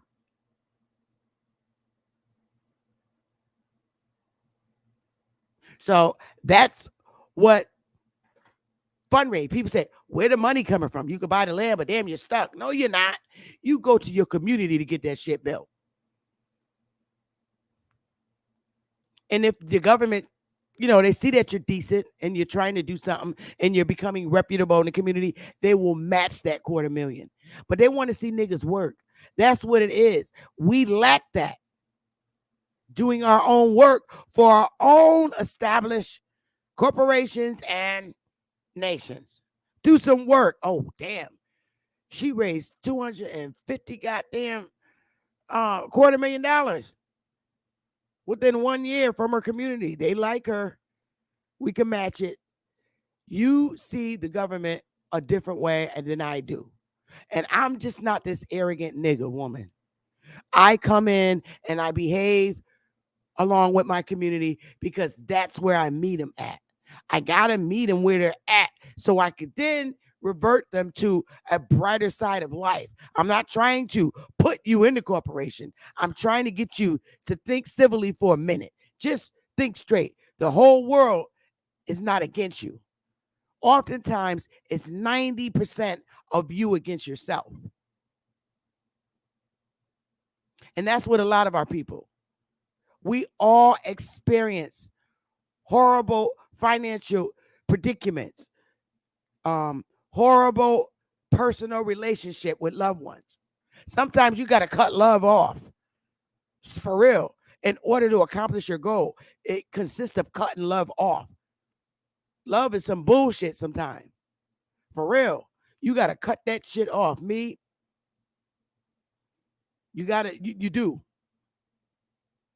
I'm not a psychiatrist. However, my part-time work is social work. But I got a right to listen to the community I want to deal with. I'm not strong enough to deal with the children community. I'm not. I never have been. The adult abuse, yeah, I could deal with it because they're adults. And I could go in a mass at night and beat up their grandkid that stole their money. Joke. That's just a joke. That's a joke. Because I don't want nobody to put on a mask and they be like, I think that's the government. She was talking about on her panel, putting a mask on and going to beat up certain kids for disrespecting their elderly grandma. No, that's not me. I'm telling you now. I didn't do it and I'm not doing it. So don't be blaming it on me, trying to say it's me, because it ain't me. Although those are the things that go on in my head when the elderly are abused. And I don't fucking see color. A white person being abused by her daughter or grandson or crackhead kids, yes, I want to beat their ass. I do. Because I don't like nobody getting mistreated, especially elderlies. Oh, that gets to me. I do not like seeing an elderly person being abused or mistreated. That fucks with me bad. And I'm going to do something devilish to you. I'm telling you, I have these tendencies. If I see you disrespecting an elderly person in the grocery store and you know they're a little discombobulated and slow, I'm cutting your tires. I'm serious when I leave the grocery store. So you have a hard time getting home. I'm fucking your tires up. Oh, God, I don't care. If you're white and your name is Billy Bob and you're chucking shitty to your grandmother or your mom, and I see that she has some issues, I'm slicing your big truck tires. You have to go to Firestone and get some new ones. I'm kidding. I'm kidding. But these are the things that go on in my head. But I didn't do it. I'm telling you, I ain't do it. But anyway, back to tribal rebuilding. The power is in you. And this is when I just showed you this. This literally means power in the people. Where you see the 100 without the dollar sign, that's the people. And the people have the power. Money is the root of all evil. We get it. But the power is in the people. You can go in the poorest community and raise this amount of money. I'm serious. The poorest community. Because there's all kinds of deals or budgets you can work with the community. You go in the community and say, we need 100 people from our community to give $100. Well, baby, I could give it and I want to help. but I don't got all of it now. You got a whole year to work with that person. We got a whole year to work with that elderly or that person who thinks that they won't be a help, and they do. They be wanting to be a help in our community. While I work at Walmart, I could pay $25 a month for 4 months with that. Yes, absolutely, miss. Absolutely. And your name will go on your name will be listed on whatever structures we build to show that you help participate. And that all they want is a smile to see, because that's how we did it. That's power in the people. September, I'm out in my community, straight like that. And see, what the thing about it, in Connecticut, we have major cities, and I'm hitting all of them, and I'm welcomed in all of them. I go in the Puerto Rican community, all them communities. Hector is giving me some money, and so is Carlos, and so is Carmen, and so is Isabel. They're all going to give me money. They're part of my community. No, like I tell you, when Sister Bethy go out, nobody's immune. They like this shit. For real. Win, lose, sue is going to give me some money when I go in there, because they know me for 30 years. They've been in my community 30 years. Oh, yeah, I see. You explain to me they're going to hit you off. See, it's your arrogance that keep people from wanting to support you. See, YouTube, I don't look to YouTube for everything. I I have a whole community that I can go to. People in YouTube hate me, but people in my communities know me. They only hate me because they judge me by my physical appearance or my intelligence. But my intelligence is not to throw yours down. People just don't like you because they don't like you. And it took me a long time to understand that. Look, I'm cute. Why would you should hate me? I'm in my 50s and my skin is beautiful. I don't wear no makeup. I wear lipstick. So that's what you want with me, man. Fuck that. Get over that shit. Be my homegirl. Fuck all the other stuff.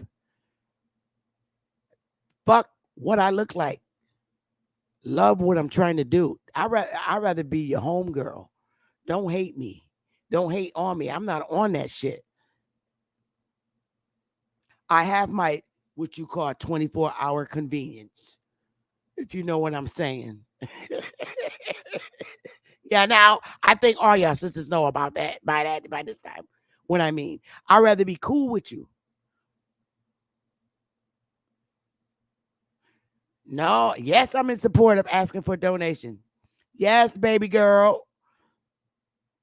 Every donation that's given to me, I transfer that shit automatically. It goes to our corporate account. Uh, Seriously, every dime. I love it when people donate to me. Like in here, that's the sweetest thing. I do have those same buttons as Add Power and them, where you hit the dollar sign and send a highlighted message. I have that too. So y'all can take advantage of that. Any money I make, because I do monetize. Any money I make on YouTube, it goes straight. That's hooked to our corporate account. Nothing goes in my personal pocket. Everything I get is all about for the nation. And that's how you should be. This shit is fun, man. It's a lot of work, but it's fun. It's really fun. It's not scam because you're teaching other people how to do it. This is stuff that you do that you don't get into trouble for. The government don't, oh, okay, they're fundraising. They don't bother you when you're fundraising. They already believe me, when you set yourself up as a nation, within the first 6 months, the government's watching your ass and they know when you're a threat and when you're not. Believe me. They like give up, say, man, this is a waste of job. This lady's cool. Seriously. They already scoped your ass out. You're dealing with the IRS. That's federal. Come on. Within the first 3 months, they know if your ass is a piece of shit. I don't play with this government at all on no levels. I don't fuck with them. What I'm supposed to have, I do. And I don't have a problem. I'm free. Nobody's bothering me. Nobody's threatening me. You know, I want to grow into a sovereign nation. But I'm not going to say that I'm somebody I'm not. Like, I'm sorry, I'm not a fucking Moor. I'm a goddamn Aboriginal. And that's it. I'm not no religious thing at all. I'm not. I'm none of those things. I'm none of the names that they named. I'm taking back my Aboriginal name. Chief Morning Thunder, goddamn it.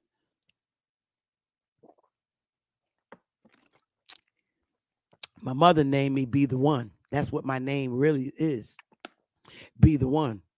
That's my name. My mother named me Be the One. Be the Owner. Be the Owner. That's what my mother named me. Be the Owner. It could be the Owner or Be the One, because that's what my name literally spells, my first name. Nobody in the world has that name. So you know that's some old Indian shit. I like, Mom, what you name me that for? She said, I had a dream. I didn't know what to name your ass. And I asked God to give me a name for you. And it said, Be the Owner. I'm like, well, I can't be damn. I want to own shit. So, man, if you're really, really, really want to bring back your tribe, you got to work. You either gonna work or you gonna run from it. Me, I'm about to have fun in September. This is the fun part. Going out and knocking on people's doors and talking. I like doing that shit. The Kingdom Hall do it for their religious purposes. I ain't doing this for that. I'm doing this for some real shit. Some real shit.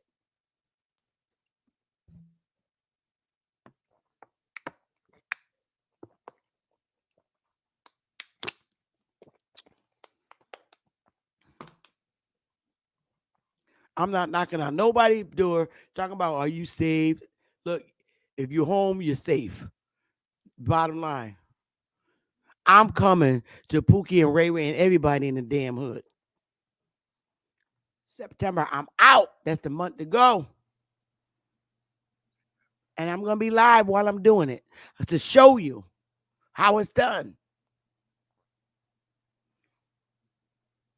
Some people, you just get to and they want to sit there and tell you a whole story while they're holding $50 in their hand to give to you. But they're holding the $50 in their hand like this and they talking to you. You know how our old folks do. You know they're gonna give you the $50 as a donation, but you gotta stand there and listen to that motherfucker for an hour before he turn it loose to give it to you. You gotta listen to his whole story. You get that? So they tie you up. So I guess they figure you telling your story about the South, and I'm gonna tell mine from when I was a little boy. So they pull their money out their wallet, but they don't give it to you right away. They're holding it because they know you wait for it. Old people do that shit. My grandfather used to do that. He used to be $5. You know, I want that $5 because I cut his toenails or whatever the hell I did. And he's holding it. Now you run there to that store and get your candy. Don't spend all your money. Don't spend it all up. You still holding the $5 in my head. I'm like, damn, give me the fucking $5. I want to go get my honey bun and cheese doodles. And he's standing there. And I want you to go straight to that store and come back here to this here house because you know you're still on punishment. But I'm gonna let you run out the store and go on up that street and see if you follow orders and come your ass straight back home. Me, I took the $5. I know that motherfucker was keeping me on punishment for another month. So I said, man, I'm about to go see my boy. I'm about to go see my boyfriend. I don't give a fuck. I came back. I went to go see my boyfriend because I know if I don't go out and see him now, he's either that or you just gonna go back in the house and be on punishment. And I'm like, I haven't seen him. I want to see my boyfriend to see which one of my girlfriends is with him since I'm not out. I'm on punishment. But that's how I went back then.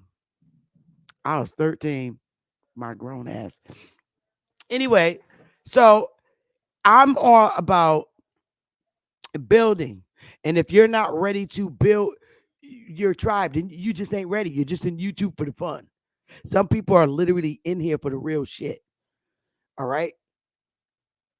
We don't need a chief. Why don't we already got one? We got a government.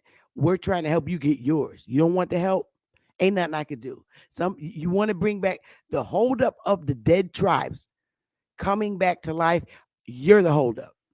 Your tribe is dead because of you at this point. I mean, they let the Pequots come back and they was written out of fucking history.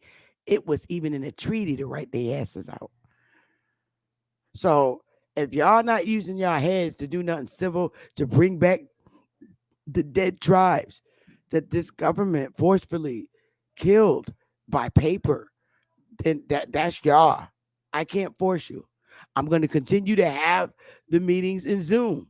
You want to be on that list, okay? All right. And the one thing, what you have to be conscientious about our people when you're trying to teach them to rebuild something. Remember one thing: the people in our hoods do not make the money that you make. Please. So don't come to them. You're gonna have a difficult time with them. Telling them, oh, you need to pay for this. You need to pay five. No, they're not gonna pay that. You're talking about people that work in Walmart and work as nurses and home health aides that don't make a whole lot of money. So this is why they can't fuck with y'all, because y'all coming in there with the boule attitude. They don't understand that shit. You're coming to a people who've been poor and dreaded down poor. I'm coming to them for small donations that to show them that the masses make up the difference. So I can't help you. If you call yourself coming in our community to teach people how to set up their trust, and you talk about $5,000 and $10,000, you might as well take your ass to the white neighborhoods where they got that money, because our people in our hoods don't have that. You don't make no fucking sense going to a poor community to ask them to set something up that they can't fucking afford. Get in your head that you live a boule lifestyle, you live a middle class lifestyle, and you're going to poor people who can't afford it. Understand that. And then if your attitude is, well, stay the fuck away from our hood people. Please stay away from them. Because you might get pistol whipped by Pookie. And understand that his grandma is broke. So don't come to them with the bootleg shit. They don't make money like you. Fuck out of here, man. That's the first thing that happens when you become middle class and boule. You forget that the person in the hood is still on minimum wage. And you acting like they can afford everything. They fucking can't. But they're humble enough to give you what they have or make arrangements to meet up to what you have. That's the ones that you want to respect in our hoods.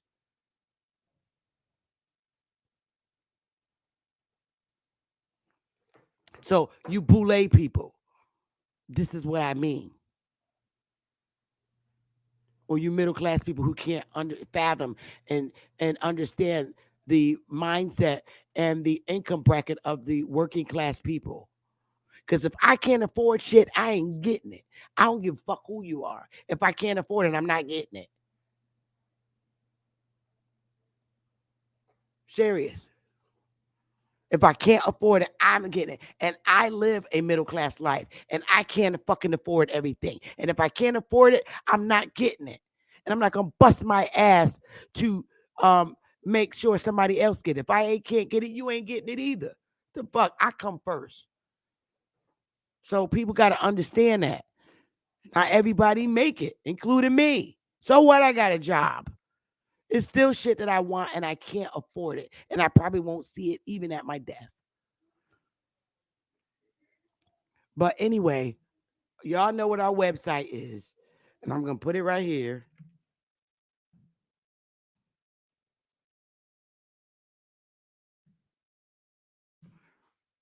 If you want to learn how to establish your dead tribe, look, get on the distribution list. I just showed you that it's going to be work. It consists of working in the community and fundraising and all that, building your nation. That's what it consists of. You need your community. So stop downgrading them because some of the ones you need. the white neighborhood's not going to help you. They want to know why you're in their neighborhood, walking around, snooping around.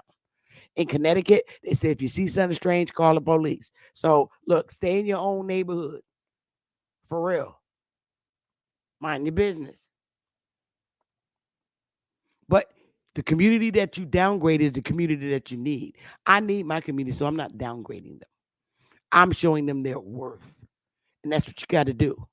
So you want to be on a distribution list, please hit the Wire Nation. Some of you might even want to learn how to relate with our people. I don't care what race you are. Join the wireless because there'll be writings about that. I write articles for white people to understand this is how you have to treat brown people. This is why they act, and they like to read that shit because they learn from it. So that's what our newspaper is going to be consisting of. So I'm going to get out of here, you guys. I'll give you 30 seconds to hit the link. If you have anything that you wish to share or want me to know, hit the link. And I'll give you a few seconds to get up here. If not, I love you guys to the moon and back. I'm going to log off if I don't see someone come up within like 30 seconds. Light up a cigar, smoke up the memories as I sit and dust them off. Why do people say it's just to piss you off? Ignore them, no call button. And what's good, Dama? After this song go off, if Open nobody up the comes door, out, I'm just gonna watch log all off. the But I G's love forward. you guys. Smoke clouds follow while we hit another quarter. 50s in a carry on, feel like a transporter. It's a privilege to know me, that's 100 on my broski. 1-2 punch, damn this thing hitting fully. Fresh pot of gumbo and we back up on our belly.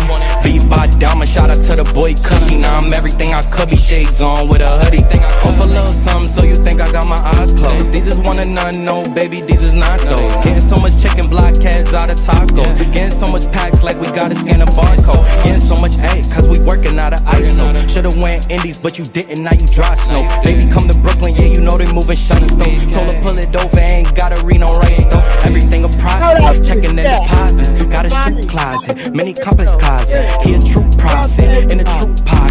Racket club days, yeah, we used to be on Moffitt. Getting so much, what was so much in this world? Mine is what you make it, then every day's a touch. I ain't never settled, so you better up the skirt. Put the pedal to the flirt, yo, check the dashboard. Getting so much, what was so much in this world? Mine is what you make it, then every day's a turn. I ain't never settled, so you better up the skirt. Put the pedal to the flirt, yo, check the dashboard. Cause they open up the door to G's forward. Smoke clouds follow while we hit another quarter. 50s in a carry-on, feel like a transporter. It's a privilege to know me, that's 100 on my broski. 1-2 punch, damn this thing hitting fully. Fresh pot of gumbo and we back up on our belly. Beat by Dama, shout out to the boy Cushy. Now I'm everything I could be, shades on with a hoodie.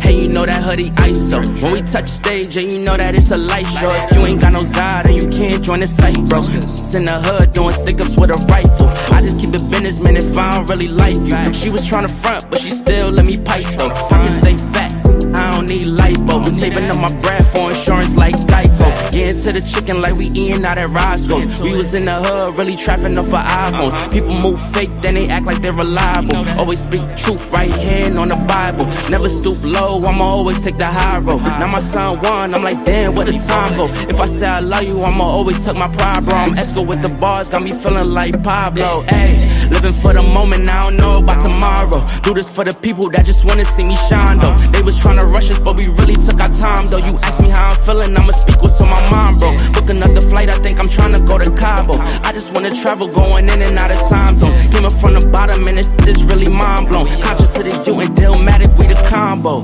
Yeah, Indies. Get into it. Get into it. Get into the chicken.